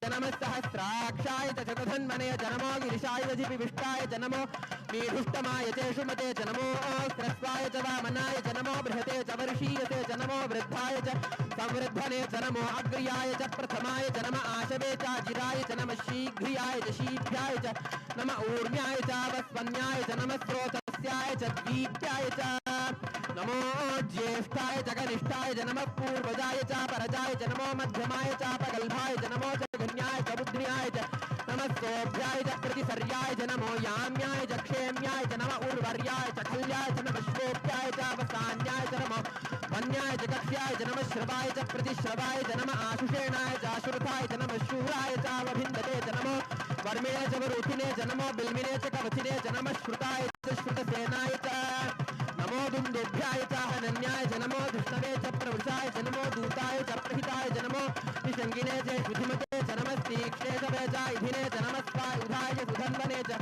नमस्कृत्याय च पथ्याय च नमः काट्याय च नीप्याय च नमः सूप्याय च सत्रस्याय च नमो नाद्याय च वैशन्ताय च नमः कूप्याय च भट्याय च नमो वर्ष्याय च नमो मेघ्याय च विद्युत्याय च नमः ईर्ध्याय च तप्याय च नमो वात्याय च रेश्म्याय च नमो वास्तव्याय च वास्तुपाय च ओम नमः सोमाय च रुद्राय च नमस्ताम्राय च अरुणाय च नमः शंगाय च वशुपतये च नमः उग्राय च भीमाय च नमो अग्रे वधाय च दूरे वधाय च नमो हन्त्रे च हनीयसे च नमो वृक्षेभ्यो हरिकेशेभ्यो नमस्ताराय नमः शम्भवे च मयोभवे च नमः शङ्कराय च मयस्कराय च नमः शिवाय च शिवधराय च नमः तीर्थ्याय च कूल्याय च नमः पार्याय च वार्याय च नमः प्रतरणाय च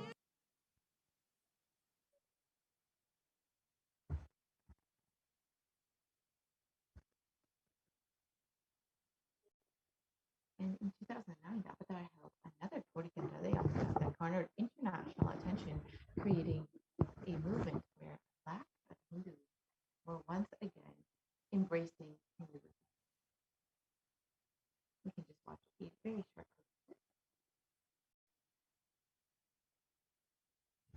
போல நின்பதம் கண்ட என் மனோ நித்ய சத்குரு நித்ய சத்குரு நித்ய சத்குரு நித்யனே நித்ய சத்குரு நித்ய சத்குரு நித்ய சத்குரு நித்யனே நின்முகம் நீனைந்து இங்கு நிர்மலமாகவே ஆனதே இதய சக்கரம் அனகதமும் இனிமையோடு திறந்ததே நித்ய சத்குரு நித்ய சத்குரு நித்ய சத்குரு நித்யனே நித்ய சத்குரு நித்ய சத்குரு நித்ய Sadhguru நித்யனே.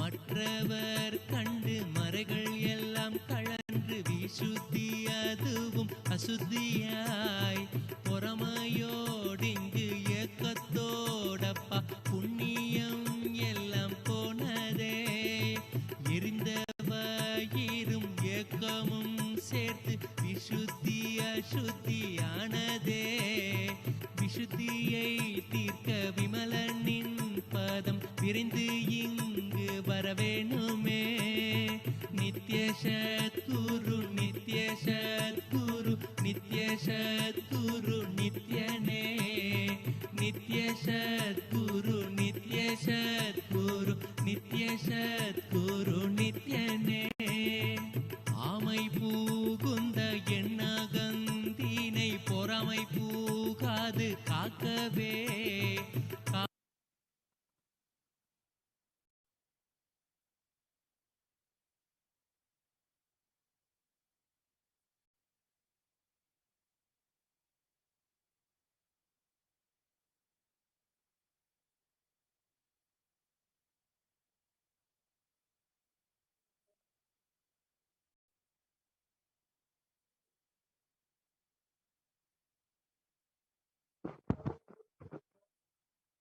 So wherever the Avatar's feet have graced the planet Earth,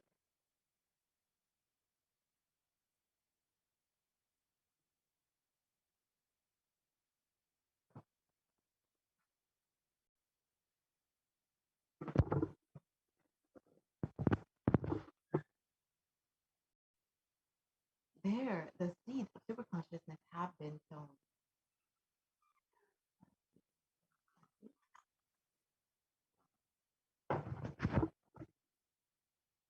here you can see the various enlightenment ecosystems established by the Supreme Concept of Hinduism for bringing the superconscious way to retrieve humanity and to save them from failure. And the Supreme Concept of Hinduism has created hundreds of ecosystems, enlightenment ecosystems, and within India, the Supreme Concept of Hinduism has opened up all of the Kailasa for the sake of this pandemic, for protecting humanity during this pandemic, this pralaya. So if you are interested in protecting yourself and having multi-layered quarantine to protect yourself and your family, you can avail this opportunity by visiting kailasa.org/Kailasa care to take heed to Devi Parashakti's revelation and the Supreme Concept of Hinduism's revelations and guidance, and protect yourself. The only priority for this year is to keep yourself alive. Do not take this light. With this, we will be concluding this segment and entering into the next segment, where we will be understanding some of Devi Parashakti's revelations made for humanity. We will be understanding some of the offerings that we can make for Devi Parashakti and how we can connect with Devi Parashakti much more deeply. After receiving so many blessings, boons, and guidance, how can we show our gratitude for Devi? We can do this through the various offerings that we can make to Devi. So we will be right back after a very quick break.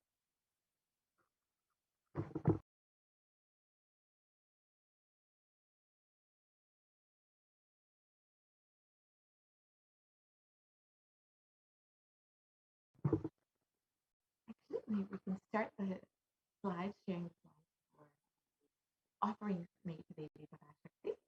We can enter into the segment and understand some of the ways we can connect with Devi, and how we can receive her blessings, and what exactly we can do to receive those blessings.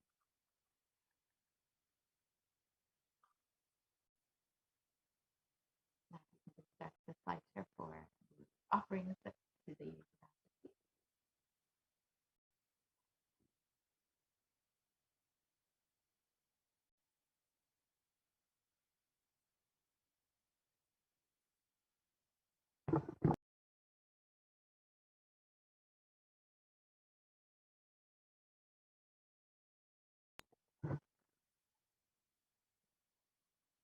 So let us look at some of the offerings that we can make to Devi.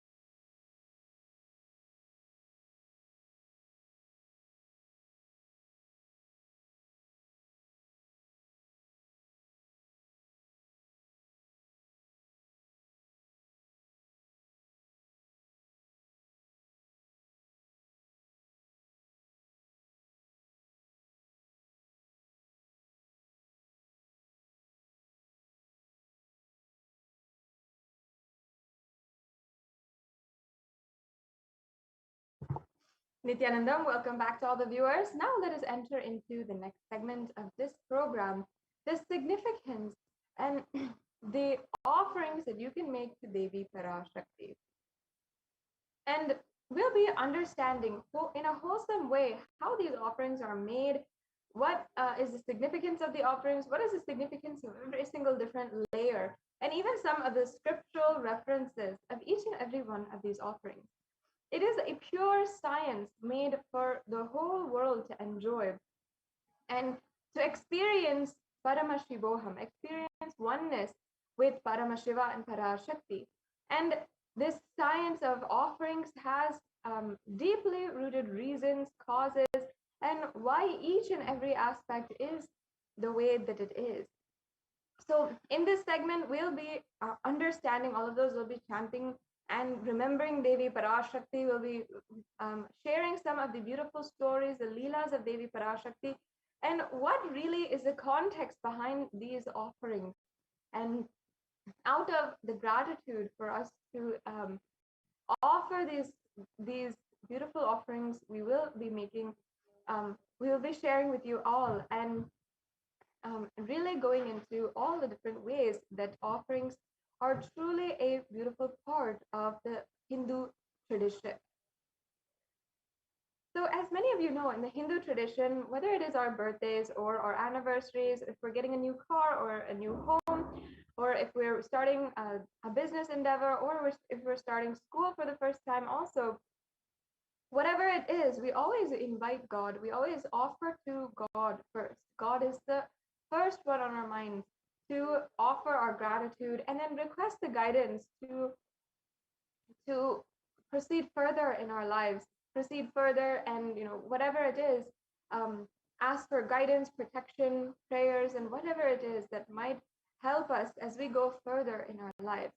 And we deeply, devotionally, and humbly offer our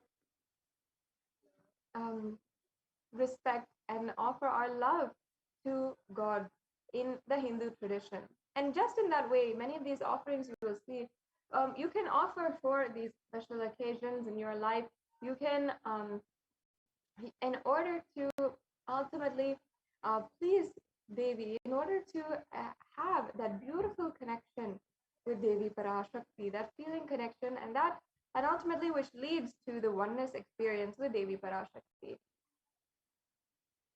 So now, the significance of this offering, as you can see, is the giving of divine gift of pure love, devotion, and oneness, and it consists of two parts, and that is giving and accepting. Only when the divine accepts what one offers, the offering becomes complete. An offering is not made out of fear nor out of greed. When an avatar lands, the offerings are purely a part of the grand Leela played out for the only purpose of enlightenment.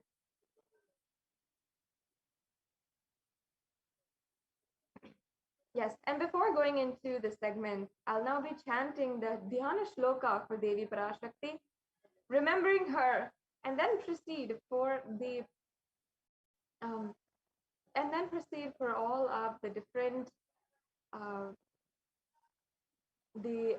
different offerings that we have, the more significances, the context, and the rest of the pramanas, the scriptural references as well.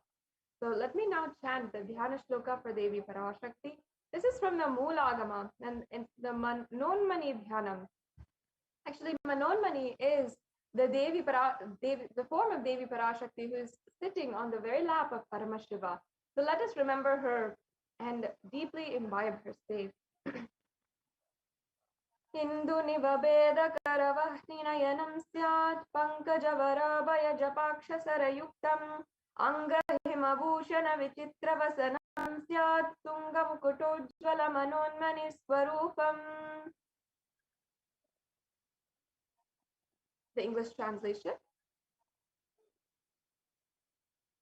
Each and every one of these chants have such deep significance, and they have a greater and higher context behind them.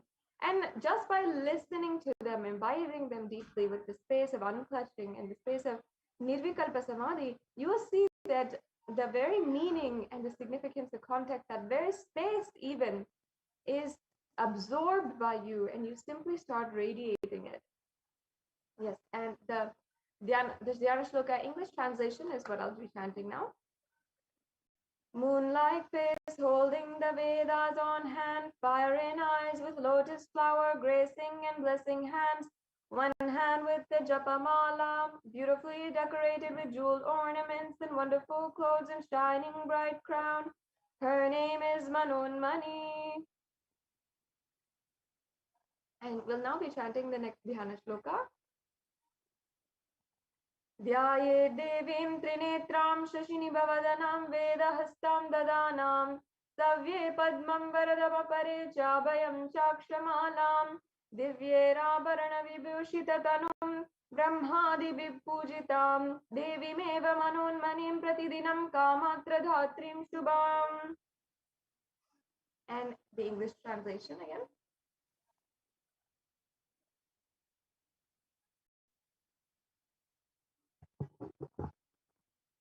I meditate on Devi with 3 eyes glowing like the moon and holding the Vedas, lotus embracing with blessing and gracing hands. She is wearing beautiful ornaments and other many gods, and she is worshipped by Brahma and other many gods, and showers auspicious boons for all actions every day.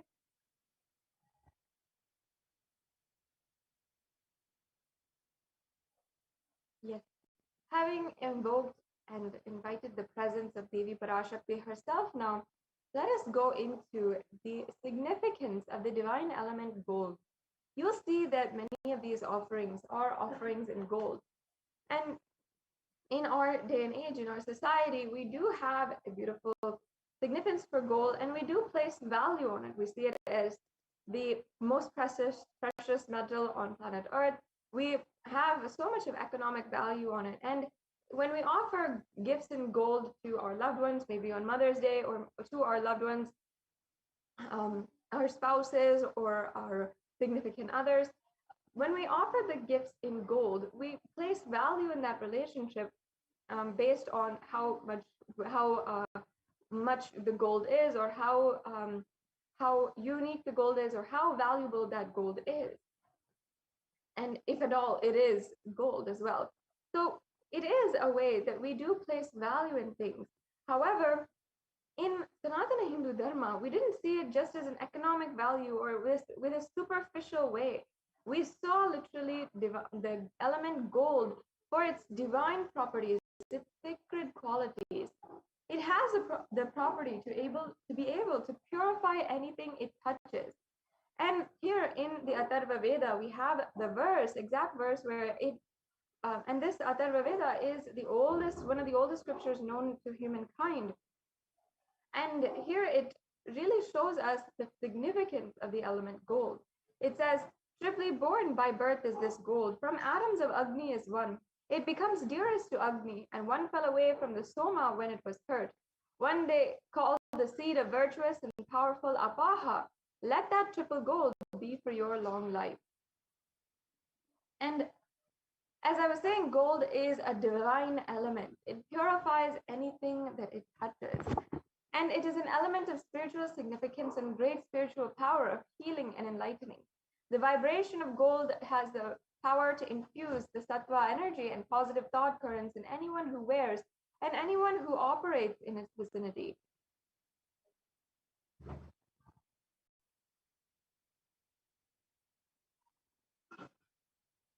Yes, and that is why in the Hindu civilization, gold is present in all of the scriptures, the Agamas, the Vedas, the Shrutis, Smritis, and Itihasas, and Puranas. In Hindu scriptures, it is abundantly displayed that gold is the most auspicious and purest metal, which purifies the very being. In the Hindu civilization, everything was built in gold and exchanged in gold. Ritual feasts were offered in gold bricks. When one was to be saved from life-threatening illnesses, gold was offered as a fee. And gold was in abundance and used for weighing equivalent amounts of commodities, including cows. Kingdoms were built with huge doors of gold. The streets would have huge columns and huge archways made of gold. And horses and cows were always dressed in gold. And horses and cows, as we know, elephants, all the different animals, the sentient beings, were recognized and worshipped as well as the embodiments of pure consciousness, and literally worshipped. And that is why they were decked, adorned, and decorated as well in gold, the most sacred of the elements. And the Hindu civilization thrived on the banks of rivers of gold. The Indus River, for example, was the Hiranyamaya, or the river of gold, in the Rig Veda, and the river Saraswati was called the Hiranyavartani in the Atharva Veda. So in this way, gold is a supreme element for offering gifts to the ones you love and revere. And in the Vedic civilization, temples were constructed and paved in gold, deities were made in gold and decked and adorned in gold. And because it preserves the enlightenment energy for thousands of years, it lasts forever.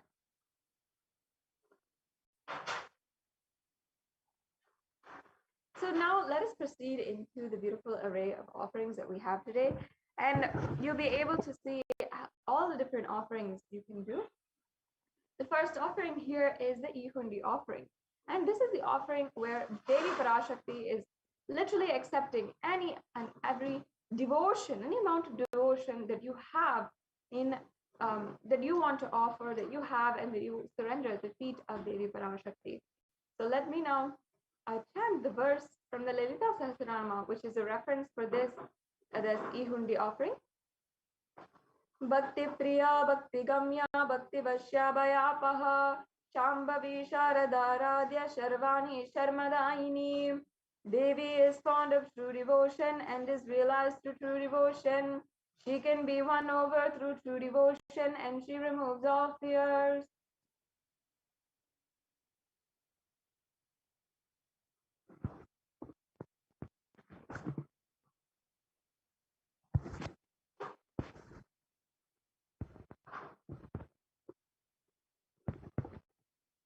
Yes. So the Ihundi offering is a beautiful way that you can offer any amount that you wish. It's a general donation. And if you have any fears, if there's any fears in the minds of devotees, Devi Parashakti is sure to remove that fear. So you can offer this Ihundi offering. And at the end of this segment, we'll be going through how to make this offering and what is the process and so forth. Yes, we can go on to the next slide.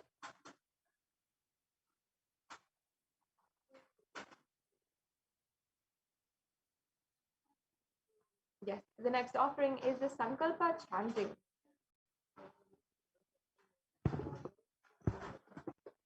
And in this offering, you'll be able to literally see how how literally whatever you're praying for, whatever you are manifesting, all of that is coming true. And the Sankalpa is a very powerful Hindu tradition, which is literally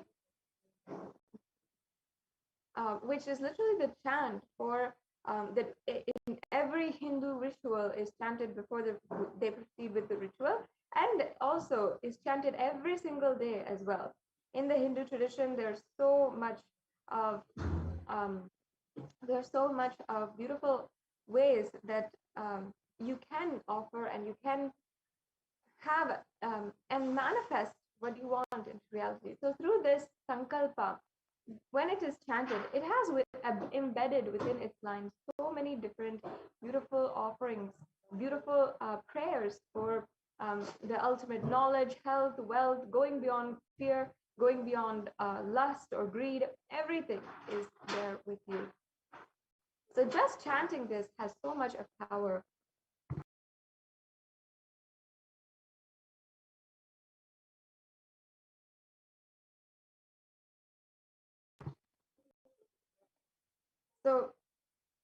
So you can offer this Sankalpa chanting. Again, it's a very easy offering. And again, you can go wait until the end of this segment. Stay tuned and we'll be going over how you can make these payments today. So now let's go on to the next offering. There seems to be a technical glitch. If I can request the slide share to start again. Just stop and start again.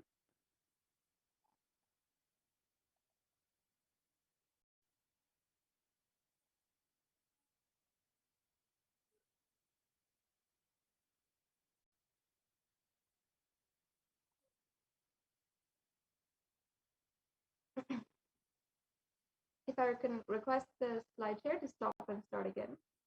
There seems to be a technical glitch.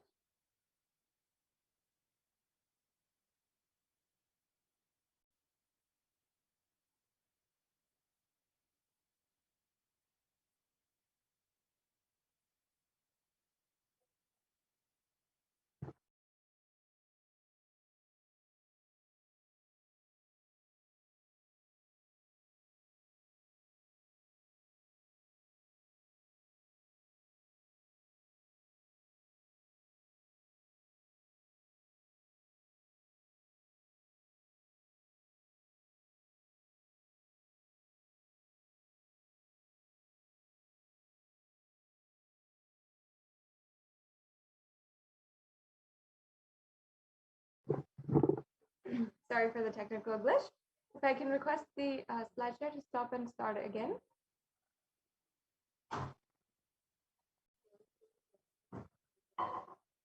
And while we get this sorted out, I invite all of the viewers to, you can make sure that you are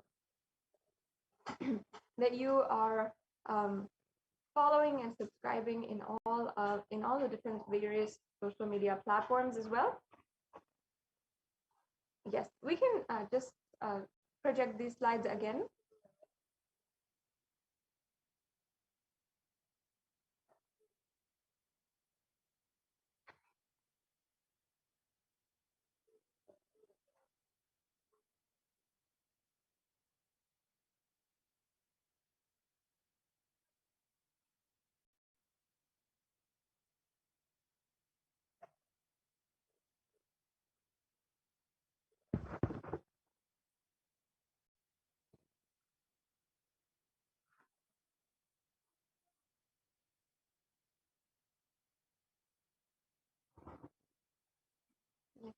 If I can request, if you can stop the share and then share again. Sorry, there seems to be a technical glitch. Yes. So while we are fixing that, apologies to all the viewers for the technical difficulties on our side.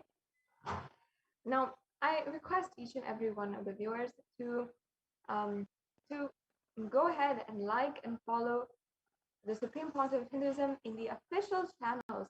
For Kailasa, you'll be able to see the official channels right in the right-hand side of your screen, the left-hand side of your screen, and all the official channels where you can even ask your questions today if you would like. And we can, while we get the slide share started again, and we proceed with the various different offerings that we have. One of the different options that you'll have is to make a donation through the e-hundi or the YouTube super chat. And this is a very quick and beautiful feature, a part of YouTube, which is a very easy way for you to make a donation. And all you have to do is first be a member of our YouTube channel. And there's so many different ways that you can be a member of the YouTube channel. There's so many different benefits that you'll be able to have with more than 7,000 videos and cumulative of 20,000 hours of the work of the Supreme Pontiff of Hinduism, and the different discourses, different sessions, dikshas, so much that it would be available for you. And even, of course, the notifications as soon as the live events are broadcasted, so you won't miss any live events as well. Okay, can we start this share again with the same slide?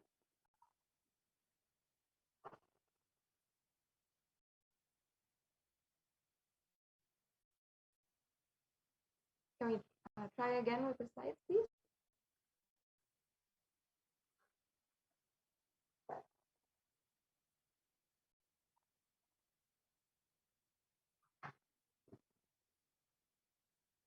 The next offering that we have is the Sahasranama Swarna Kasu. And this offering is a beautiful offering where you can literally offer a gold coin with the 108 names inscribed, 1008 names of Devi Parashakti inscribed. And this is a beautiful ode and tribute to Devi Parashakti, who is the very embodiment, who is named as Nama Parayana Prita, she who likes the repetition of her various names. This is from the Lalita Sahasranamam verse 734. And this is the offering of 1008 names of Devi Parashakti. And it's a very special offering and archana offered to the Mahameru of Devi Parashakti. So you can offer the gold coin inscribed with each and every one of the 1008 names and receive the blessings to have the Ananta Kalyana Gunas, all the divine qualities of Devi Parashakti. The next slide, please. Yes. The next offering is the Mukta Anguti, the finger ring with a pearl. And it's such a beautiful offering. If you know that your mother is so fond of pearls, and she might not admit it, but in her heart, she really loves pearls. Then, just to please her and to show her you love her, to put a smile on her face, you'll go out and you'll get a pearl set for her. And in this very way, with the same sentiment, you can offer the Mukta Unguti, the finger ring with a pearl. And Devi Meenakshi, the incarnation of Devi Parashakti, who literally conquered all the 8 directions, the 56 deshas, she's the one who is described being, she is described of having adoring all the pearls. So I'll just be chanting the verse where Devi Parashakti is described in the Meenakshi Pancharatnam for being adorned with pearls.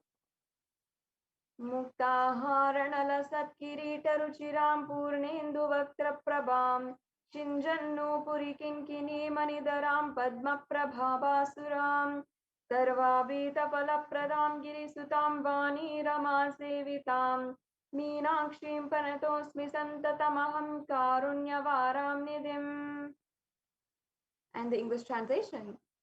I bow down to the goddess Meenakshi, whose crown has garlands of pearls and face shining like the moon, who wears anklets that are studded with gemstones and has small bells, who is shining like the splendor of a lotus, who grants all the wishes, the daughter of the mountain, and who is worshipped by goddess Vani and Rama. I remain ever bowing to the goddess Meenakshi, the ocean of compassion. The next slide, please.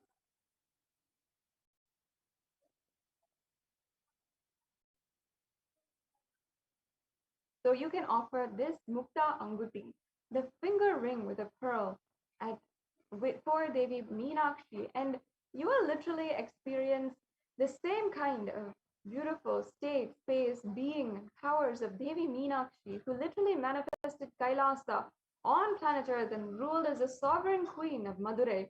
And you will be able to have all the blessings to manifest that same power, that same high ambition in all of your endeavors. The next slide, please.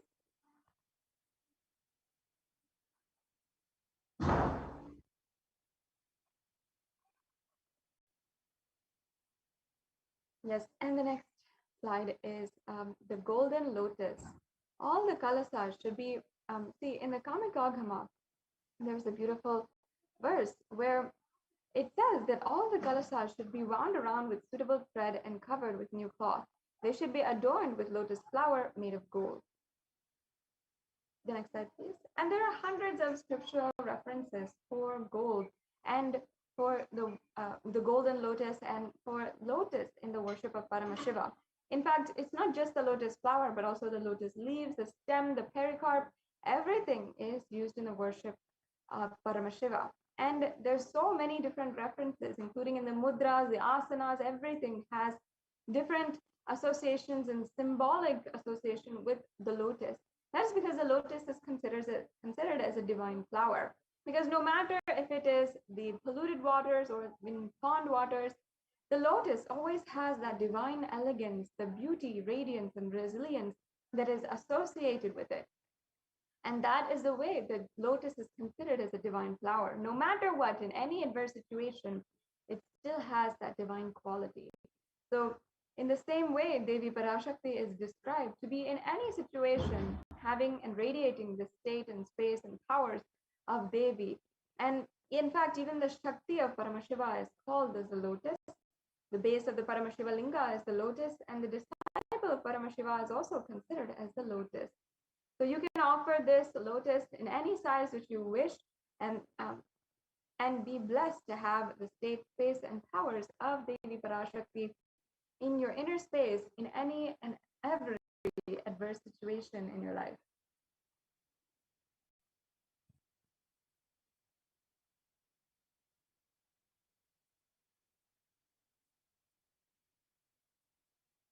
Yes, and the next offering is this Swarnameti, the golden toe ring. And this toe ring, this piece of jewelry has references in so many different Devi scriptures, and is actually very unique to Hinduism. Even though in popular culture, this jewelry is very much known and used nowadays, but it has a root in Sanatana Hindu Dharma. The toe ring is adorning the toes of Devi Parashakti, which is described in the Saundarya Lahari to be so powerful that you can literally experience enlightenment itself just through the grace of her toenails. And I'll just be chanting that verse right now. Nakhadiditi samchana namajjana tamoguna padadvaya prabhajala parakrita sururuham. You whose brightness from toenails destroys the darkness of ignorance from the minds of your devotees who prostrate at your feet. You whose brightness from your 2 feet overpowers that of the lotus flower. The next slide, please. Yes, you can offer the toe ring to Devi, adorning her sacred feet, to be in constant gratitude for receiving her blessings and even in the most difficult aspects of your life. Yes, the next slide, please. The next offering is Swarna Mangika. And the Swarna Mangika is referenced from the Lalita Sahasranama as well, where Devi Parashakti is described as Shuddha Sarabhi Varshani, she who makes the nectar flow in olive nerves from the Sahasrara. She who gives a very pleasant experience of the ultimate. The Mangtika represents the nectar flowing from the Sahasrara chakra, which is fully opened.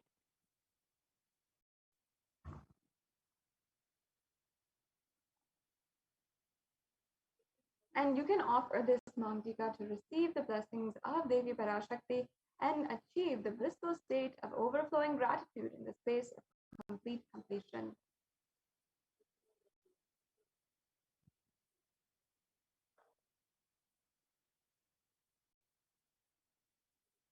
Yes, and this next offering is the Pratyakshapada Puja. This is another offering, an elaborate ritual that's very precious at the feet of Devi Parashakti, at the feet of the Supreme Concept of Hinduism. The Pada Puja actually has so many different references in whether it is the Guru Gita, the Guru Paduka, Stotram, how the Guru's feet have so much of significance. And in this very offering, you're offering the Pratyakshapada Puja to the feet of the Nijavatara, who is the Guru and who is manifesting Devi Parashakti. So as literally Sarvadeva Devi Swarupa, you are worshipping all of the gods and goddesses through the form of the Guru, the Supreme Pontiff of Hinduism. This Pratyakshapada Puja is extremely powerful, and you can manifest anything that you want through this Pratyakshapada Puja. The next offering we have here is the Vastra Seva. You can offer this Vastra Seva as well.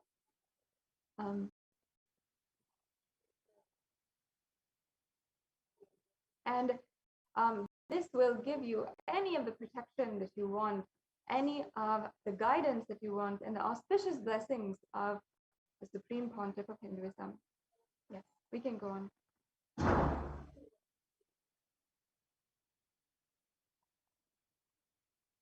Yes, and now you can see a summary of all of the offerings here in the table. We have the E-Hundi offering, which you can make again for any amount. It's just it's a general donation that you can do.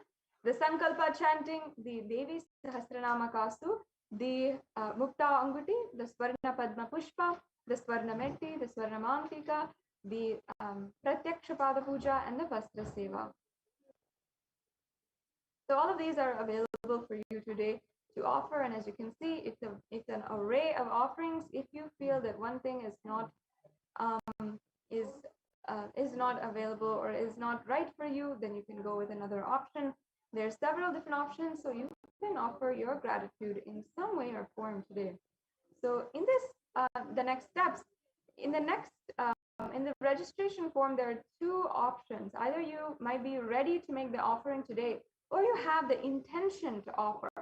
So if you have the intention to offer, you might be interested in offering, you might need help in manifesting these offerings, or you want more details, you can go to the registration form and fill it out at tiny.cc/bhavasamadhi. And if you are ready for making a payment, you can go to tiny.cc/devi-offerings and you can fill out the payment form. This is a very brief payment form if you're used to online shopping, if you've done it before. as many of us are doing right now during the pandemic and during the global situation as on now. It's a very simple 3-step process, and you're just going to be able to fill out your payment details, and then you'll be set and ready to go. And after you fill out your payment and after your payment is accepted, you need to immediately fill out the Sankalpa 2021 form. This form is extremely necessary as it allows the pujacharyas to chant your name during the offering, and you will need to fill out this form, and all of your names and your family's names will be chanted during the puja. So this brings us to a conclusion of this segment in today's program. We also have another option here, which is the YouTube super chat. So you can offer the e-hundi offering as well with the YouTube super chat.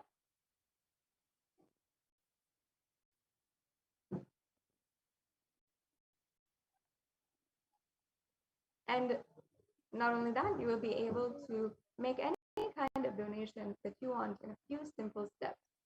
So now we will be coming to a conclusion of this segment and moving on to the next segment, where the representatives from the Adi Kailasa Sarvagnya Peetham will be sharing with us about the various different contributions of Adi Kailasa Sarvagnya Peetham, especially now.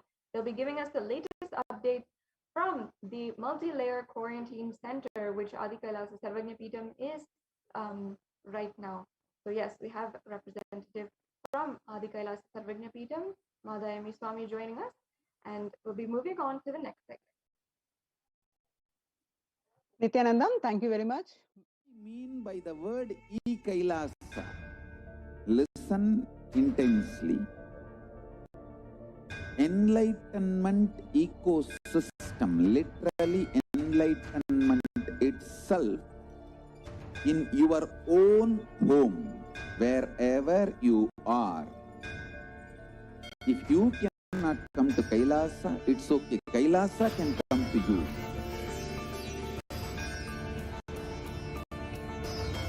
Kailasa coming to you is Kailasa.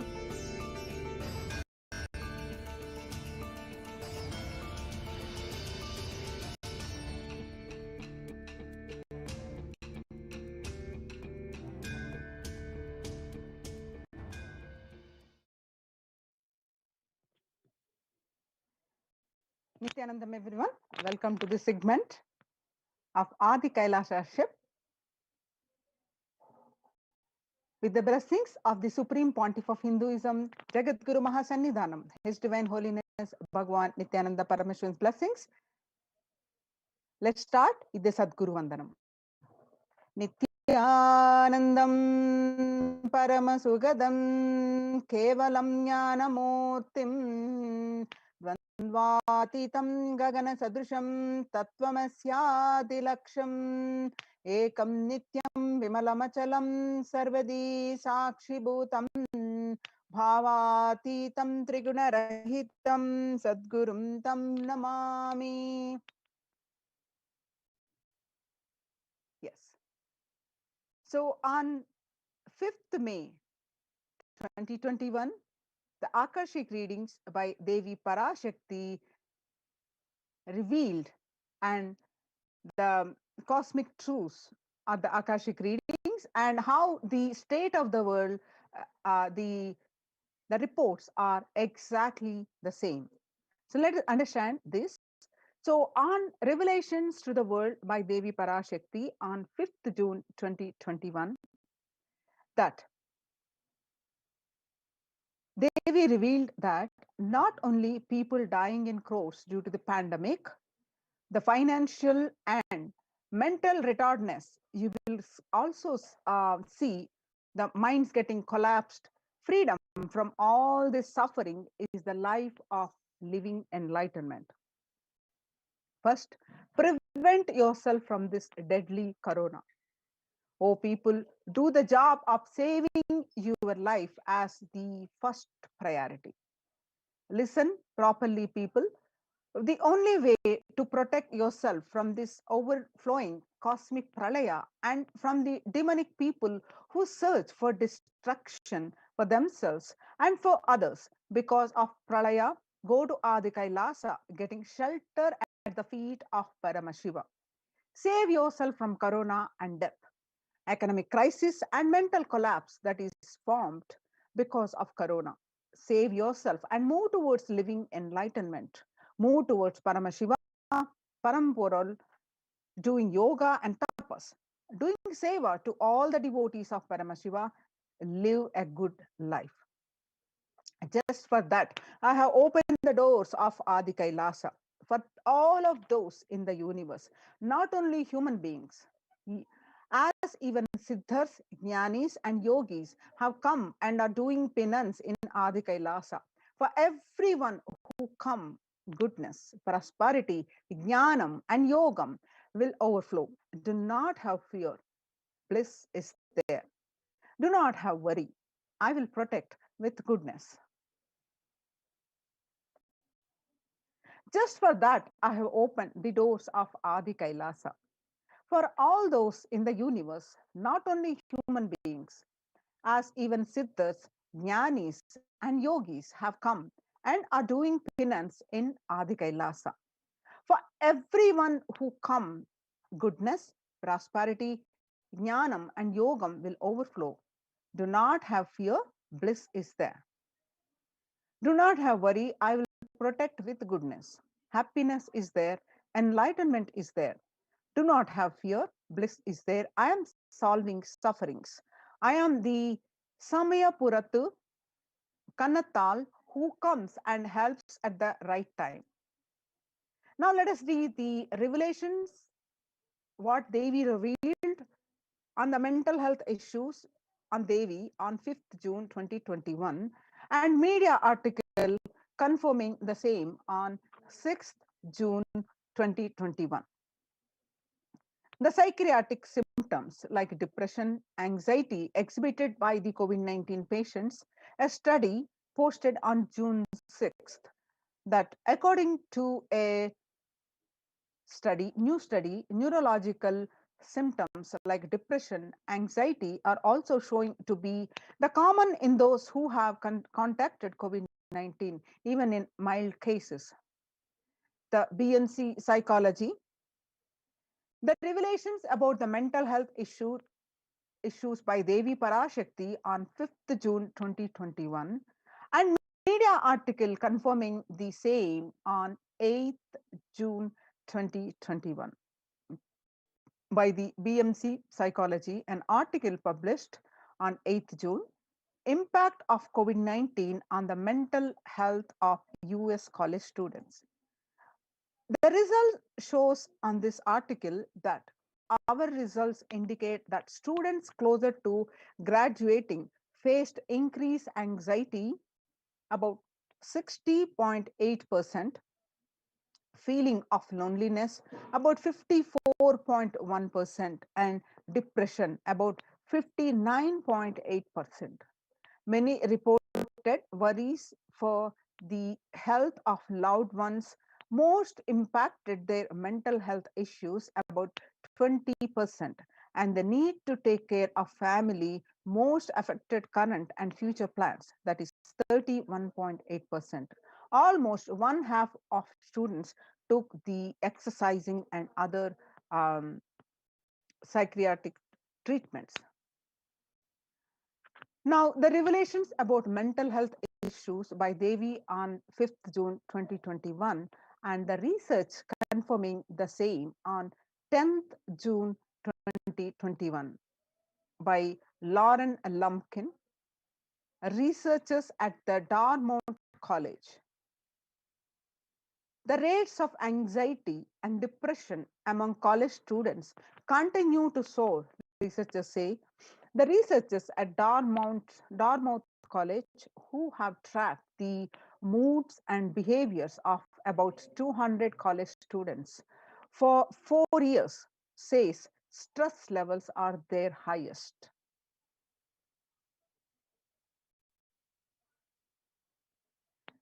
The Psychology Today coronavirus coronavirus, the psychological trauma and PTSD event. How this pandemic will result in trauma responses.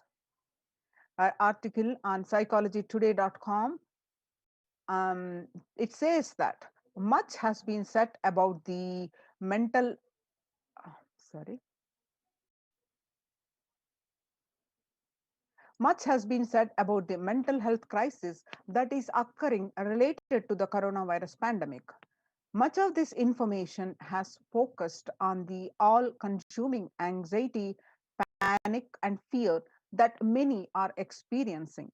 While this is important and needs to be at the forefront of discussions, something that has not been discussed in is the psychologically traumatic nature of what our nation and our world is experiencing.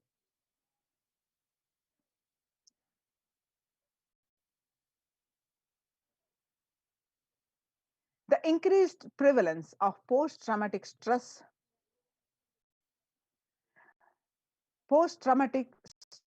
disorder is expected to emerge as a primary factor driving the growth of the global post-traumatic stress disorder therapeutics market over the period of assessment. What it was in 2029, what it was, and in 2027, what it expected to raise the global post-traumatic stress disorder PTSD therapeutic market. It says 11.91% growth, which is very concerning. The next, the revelations on the world by the Devi Parashakti and the CNN reports that the coronavirus pandemic's impact on global mental health is already extremely concerning, the UN says. According to the CNN report, that there is a high prevalence of mental distress in countries across the globe due to the coronavirus pandemic, especially among healthcare workers and children. According to the United Nations and the World Health Organization, the impact of the pandemic on people's mental health is already extremely concerning. The World Health Organization Director General Tedros Adhanom says that in a news release last Tuesday. The CNN Health says that coronavirus pandemic's impact on global mental health is already extremely concerning. UN says it is now crystal clear that mental health needs must be treated as a core element of a response to and recovery from the COVID-19 pandemic, Tedros said. One of the treatment is yoga. Yoga greatly improves mental, spiritual, and physical health. People who practice yoga experience less anxiety, less depression, and fewer symptoms of post-traumatic stress disorder. Yoga also improves well-being, including increased gratitude, relatedness, acceptance, centeredness, empowerment, and self-esteem, compassion, self-awareness, and hope. Yoga can help us to manage stress and self-regulate, an important tool in the current time. We are all equipped with innate coping strategies for responding to stress. But sometimes our stress response can become out of balance. We are living in a world that regularly activates our sympathetic response. The body's way of responding to stress, sometimes called fight or flight. This is balanced by our parasympathetic response, the way our body helps us to relax, rest. Yoga can help bring out our parasympathetic response back online and allow us to find balance. Activating our parasympathetic response brings us into a more restful space and allows us to find calmness connection, and compassion. The deep, mindful breathing of yoga and meditation stimulates the vagus nerve, vagus nerve, which activates the parasympathetic nervous system and supports self regulation and stress management. Yoga can be a valuable tool for self care, especially in challenging times. Yoga is now being used as an empirically based treatment, often in combination with other interventions, with the benefits for both physical and mental health. Many clinicians are recommending yoga as it may help support the effectiveness of traditional treatment approaches. The revelations to the world by Devi Parashakti and the reports on various news articles that Psychology Today states that when we actively choose a tool of self care, we better equip ourselves to survive and seek resilience in different circumstances. While it is but one tool, yoga offers the potential for connection and well being, even in these challenging times. Spirituality benefits mental health. Research shows that individuals have better mental health if they belong to a particular community or have religious beliefs. Spirituality can help people in many ways. First and foremost, spirituality or religion can help people find meaning in their lives, which is instrumental in improving one's mental health. Spirituality can perhaps help you connect with your divine self. In addition to endowing meaning to your life, it has the potential to improve mental, physical, and emotional well being as well. It has been a source of relief and comfort from various challenging issues for thousands of years. Now, let us see the revelations to the world by the Supreme Pontiff of Hinduism, Jagadguru Mahasannidhanam, Bhagwan Nithyananda Paramashivam, on 22nd May 2021. Paramashiva is very clear. Focus on making your body alive, life alive. Mind is obsessive compulsive reaction. It is nothing but a bunch of unconscious reactions. Do not try to sympathize with the mind. Make your body and life alive. That is the only priority for all of you. The Supreme Pontiff of Hinduism continues to say that I am talking to everyone who has a little love and sympathy for me. For all of you, take this as a Guru walk. Make your body consciously strong. Gym will build muscles, make you look very nice in the outside, but only yoga and Ayurvedic lifestyle will make your body conscious. Just see all over the world. All the gym bodies are just dropping dead. Only yoga will make your internal organs strong and your ability to manifest consciousness strong.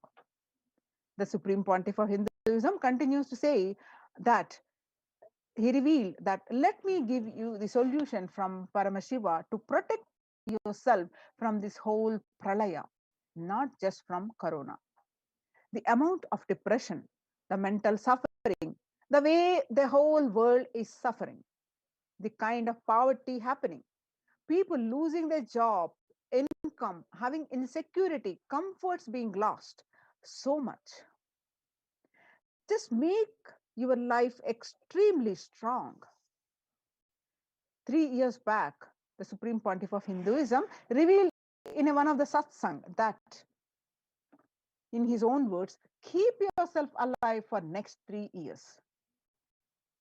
I have enough evidence that 3 years back, I trained the whole Kailasa in three levels. One, devotees in their own homes. Second, Kailasa inside the Sangha physically, mentally, psychologically, or consciously for quarantine lifestyle. For being active without getting mentally broken by being in one place, doing intense yoga, making the body and internal organs strong, taking the bay leaf, neem juice, tulsi, haritaki, triphala churna, Ayurvedic lifestyle of less food and more energy, more activism. I only told it is for an important reason. Please wake up. Quarantine yourself. Build your body. Don't bother about your business or any other profit or and anything else. This year, if you're alive, that is the greatest profit. Now let us understand the revival of the temple sciences and ecosystems by the Supreme Pontiff of Hinduism, Jagadguru Mahasannidhanam, His Divine Holiness Bhagwan Nithyananda Paramashivan's blessings, Kailasa's enlightened civilization presents. So across the world, especially in India, the famous temples have been shut down for the rise in the COVID-19 cases. Amidst the rising the COVID-19 cases in Maharashtra, the Siddhi Sai Baba temple, Siddhi Sai Baba and Mumbai Siddhi Vinayak temple will remain shut down for devotees till further orders. The Sai Baba temple will remain closed for devotees from the till further orders. The said Ravindra Thakur and the officiating chief executive officer, Sri Sai Baba Sansthan Trust. The Siddhi temple administration the Siddhi temple administration took the decision after the Maharashtra government announced a weekend lockdown and night curfew in the state to control the spread of coronavirus. The famous Puri Jagannath temple to remain closed for devotees, keeping in view of the surge of COVID-19 cases in Odisha and also in Puri. The authorities of the temple of Lord Jagannath in the pilgrim town recently. The famous temple is closed for devotees since May 5th to as a statewide lockdown was imposed by the Odisha government. All religious places closed for public in Bhubaneswar as city records the highest daily COVID surge, with the Odisha capital Bhubaneswar registering the highest ever single day spike of 581 new COVID-19 cases. The local municipal authorities recently declared closure of all religious places like temples, mosques, gurudwaras, and churches for devotees from Wednesday till further orders. In Uttar Pradesh, major Mathura temples ban entry of devotees amidst the COVID-19 surge. The two major temples of the Sapta Devalaya, the cluster of 7 temples in Vrindavan, recently banned the entry of devotees in view of the rising COVID-19 cases. Gujarat Somnath temple closed for darshan amidst the COVID-19 surge. In view of the surge in the COVID-19 infections, the Somnath Temple Trust has announced that the temple will remain shut for devotees from April 11 for an indefinite period. On the other hand, in South India, the Tamil Nadu, one of the Chola era temple murtis beheaded. The murtis of the Chola era temple have been vandalized in Pudukottai, Tamil Nadu. A devotee who went to the temple was shocked to find all the murtis in the temple in a beheaded state. He lodged a complaint with the local police later. The Kailasanada temple in a village in Pudukottai is said to belong to the era of Kuluchunga Chola II. With Shiva as the presiding deity, the temple houses other deities such as Ganesha, Parvati, Murugan, Krishna, and Nandi. All of these murtis were discovered in a beheaded state few days ago. So, having understand the the condition of the temples, the famous temples been shut down, and now in the times of COVID-19 is rampant. The ancient temples are in lockdown because of the risk of widespread corona disease. The devotees of these temples were visiting and having a darshan of their gods and goddesses for thousands of years. At all these ancient sacred sentiments have come to a harming halt after the lockdowns have taken place. The religious fervor of the devotees is being lost due to the pandemic. The Supreme Pontiff of Hinduism is reviving the Kailasa ecosystem and bringing all the ancient traditions of the online platforms on Kailasa TV, YouTube, and Facebook. Now, let us understand the basics of why deity worship with the Supreme Pontiff of Hinduism, Jagadguru Mahasannidhanam, His Divine Holiness Bhagwan Nithyananda Paramashivan's blessings. Let us understand the basics of why revival of the temple ecosystems, and first of all, why deity worship. Let us understand in Supreme Pontiff of Hinduism says that please understand deities are not mere idols, they are embodiment of ideals. We do not worship the idols, we worship the ideals represented through the idols.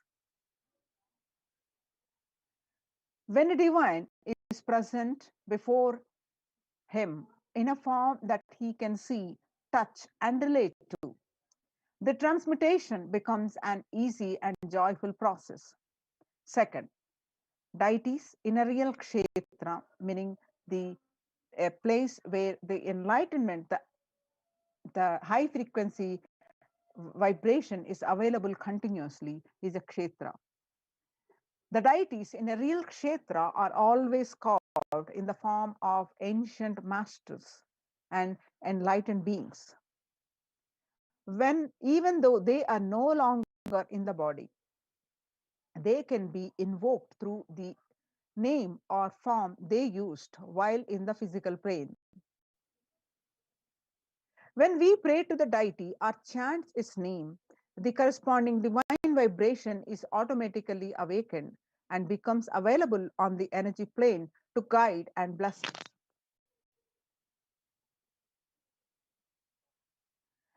We mastered the science of bringing the divine to the deities and expressing the divine through the deities. The whole science has been mastered in the Vedic tradition. The revival of temples will be the revival of world peace and world bliss. Revival of temple culture and deity worship, where people are made to look in. There is where the revival of Sanatana Dharma, the Advaita Satya. Advaita Satya is the truth of the oneness. Experiencing the truth of oneness with the divine is going to happen, says the Supreme Pontiff of Hinduism. The divine has infinite auspicious qualities. Ananta Kalyana Guna, we say in Sanskrit, meaning the infinite qualities that divine has. Whenever a devotee calls fervently, prayed to save, to protect him, or when the whole universe is at stake on the verge of destruction, the divine manifests to save. What the divine to manifest in a specific form to save the specific devotee or to save the world, that specific auspicious quality we that becomes an independent intelligence and independent deity, we worship that auspicious quality of the divine. For example, Shiva saved Markandeya from death. Markandeya was destined to die at the age of 16. When knowing this truth, his parents was very stuck in the deep sorrow. So Markandeya decided to remove the sorrow of his parents, and intensely, as by birth, he intensely connected to Paramashiva and prayed him, worshipped him from birth. So when the time of death came, the Lord Yama, which also known as Kala, he came to take the life of Markandeya. But Markandeya hugged the Paramashiva Linga and intensely connected with him and prayed him to save his life. And Paramashiva manifested himself along with Devi and told Yama to leave him.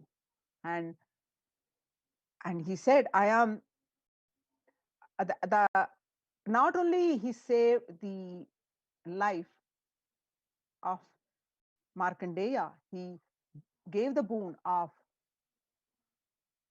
the Amaratva and Markandeya, and he told to write the scriptures of the remove the fear of death. So Markandeya compiled the Mahamrutyunjaya mantra. So there's so much, many books he has written. So with the form that Paramashiva appeared to save Markandeya is we worship him Kala Kala. That auspicious quality is Kala Kala, and we connect with him and remove that fear of death. Same way, Paramashiva danced in ecstasy, and that action becomes Nataraja. That action becomes Nataraja.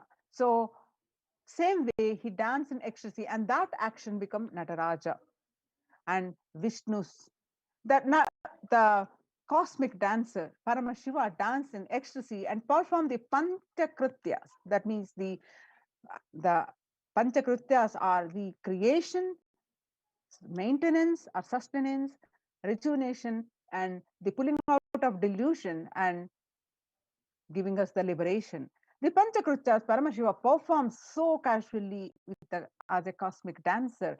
That form of Paramashiva as Nataraja, the king of the dancer, Nataraja. We connect with Nataraja, and so easy to connect with the Nataraja and get the whatever we want. We can get the boons by connecting with that Nataraja.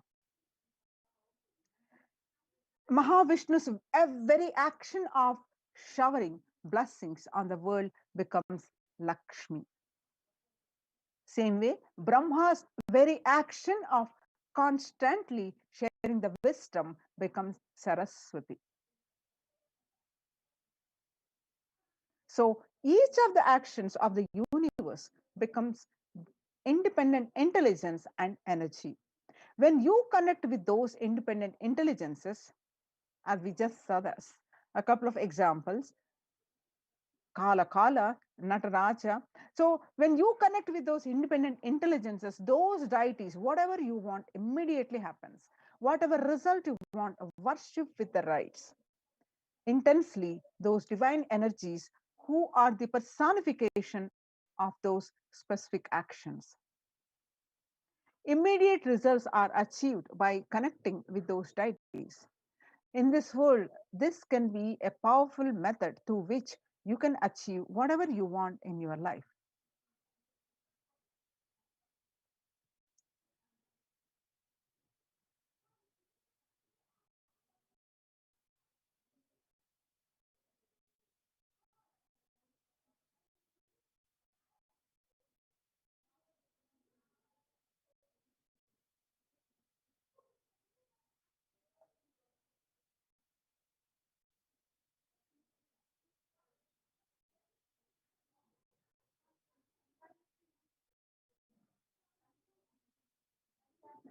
So, having understand the importance of the ecosystems, temple ecosystems, for the current pandemic that is taking the toll of the majority of the people on their psychologically, physically, mentally, devastating the whole world.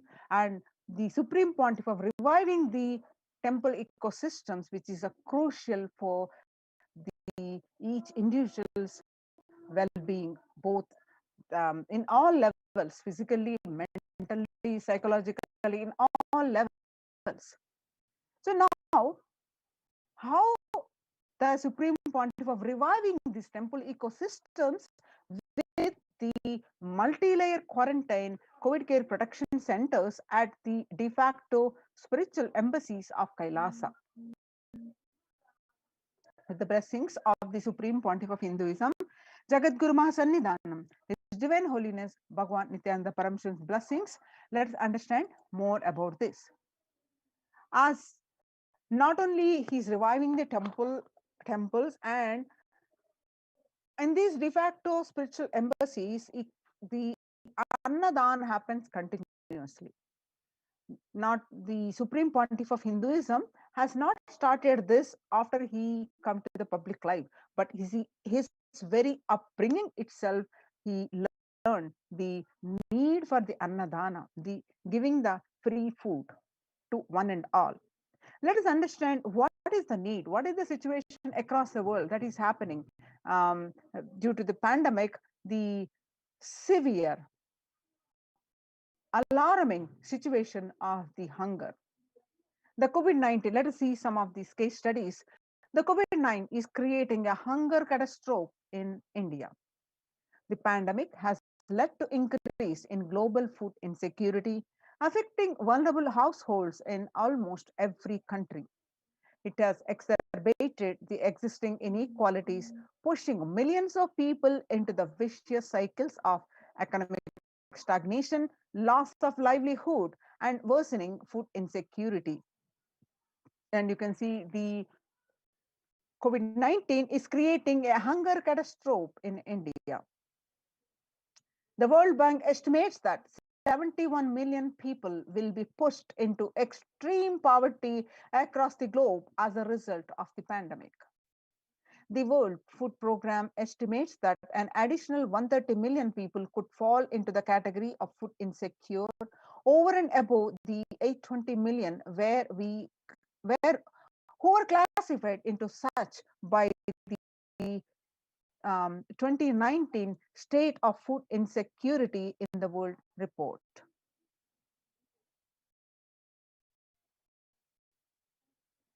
Hunger in plain sight. COVID-19 worsens the plight of food insecurity.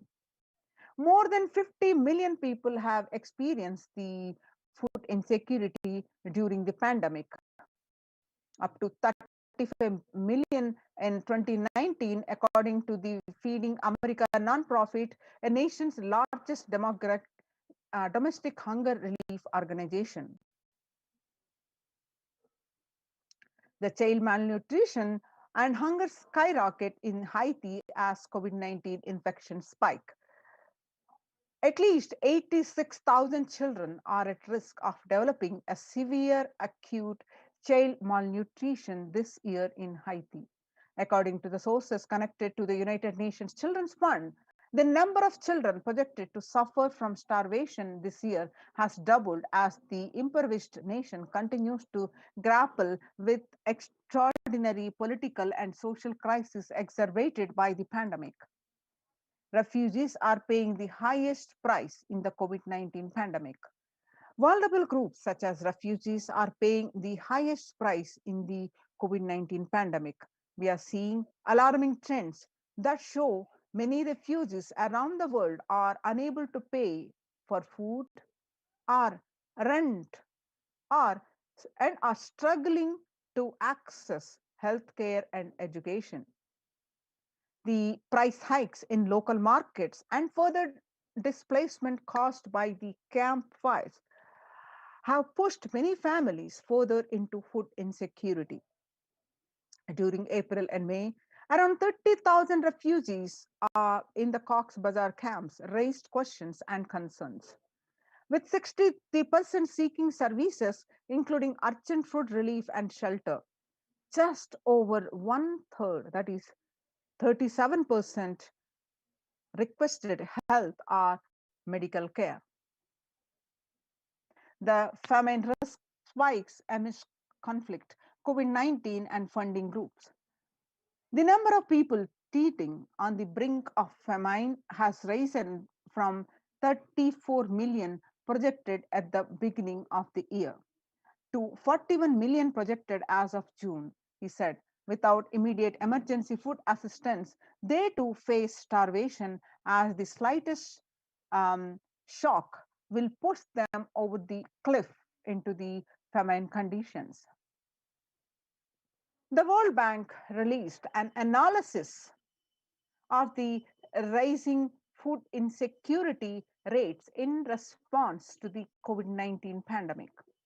The report, released on May 20th, 2021, stated that COVID-19 impacts have led to severe and widespread increases to global food insecurity, affecting vulnerable households in almost every country, which impacts expected to continue through 2021 and into 2022.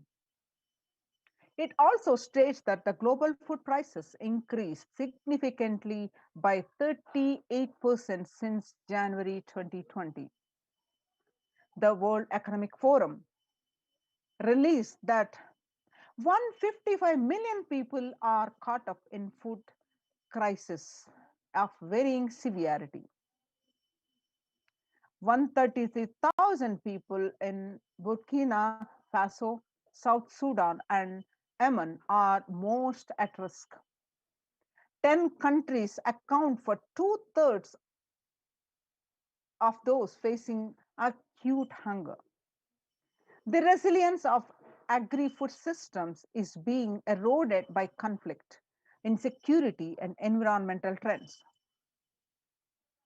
Join now in COVID care protection centers. Register now through the link below, https://kailasa.org/Kailasa care. Now let's understand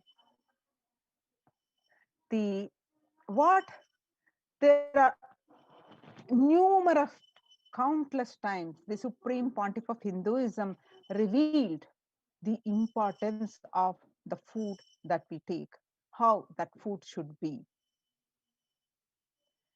He again and again, countless number of times, he revealed in his daily satsangs and on various occasions the importance of food that we take.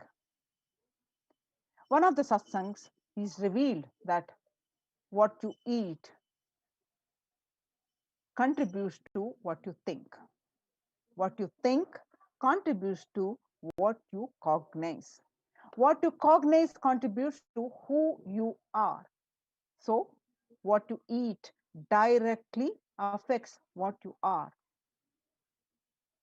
Supreme Pontiff of Hinduism continues to say that is why I'm making the statement. You become what you eat. What is in your plate matters, because that is going to become you. The violence-based food derived from killing animals and life-negative chemical-based toxic food both harm the system equally. Organic vegetarian food is not just for health. It gives you an inner space, physical system, and physiological flow to develop the highest psychology. To develop highest psychology, not only your physical system, even your physiological flow needs to cooperate. Supreme Pontiff of Hinduism continues to say more powerful cognitions on you become what you eat. He says your brain is constructed for all these higher things. When you don't explore the higher things, you are bound to feed the lower things and keep your brain engaged for survival. If you don't explore the higher dimensions of consciousness, you will force yourself into the drugs and try to explore the hallucination. Imaginary, illusory dimensions of the universe. So make vegetarianism as a lifestyle. Supreme Pontiff of Hinduism says that the human body is naturally designed for vegetarian food. The inner mechanisms like feeling, thinking, words, everything designed to function with vegetarian food. It is like having a generator which can handle only 220-volt current, or a UPS which can handle only 220 volts current, but it is given 20,000 volt current. What will happen? It will get fused. So the food without anxiety, without fear, without depression, and without biomemories, if they are consumed by a person, the energy with which they think, the energy with which they utter words, the energy with which they act, the energy with which they feel, everything will be aligned to a natural source of energy. It will be aligned to nature, which is the inner potential energy. Now, we will have a understanding of Kailasas and Nalayas across the globe, which serve the free, organic, vegetarian, sattvic meal for one and all, to eliminating the hunger. The developmental, economic, social, and medical impacts of malnutrition and famine have a critical impact on the individual, familial, community, national, ultimately on the global level. With the ongoing COVID-19 pandemic triggering an alarming spike in food insecurity, the United Nations have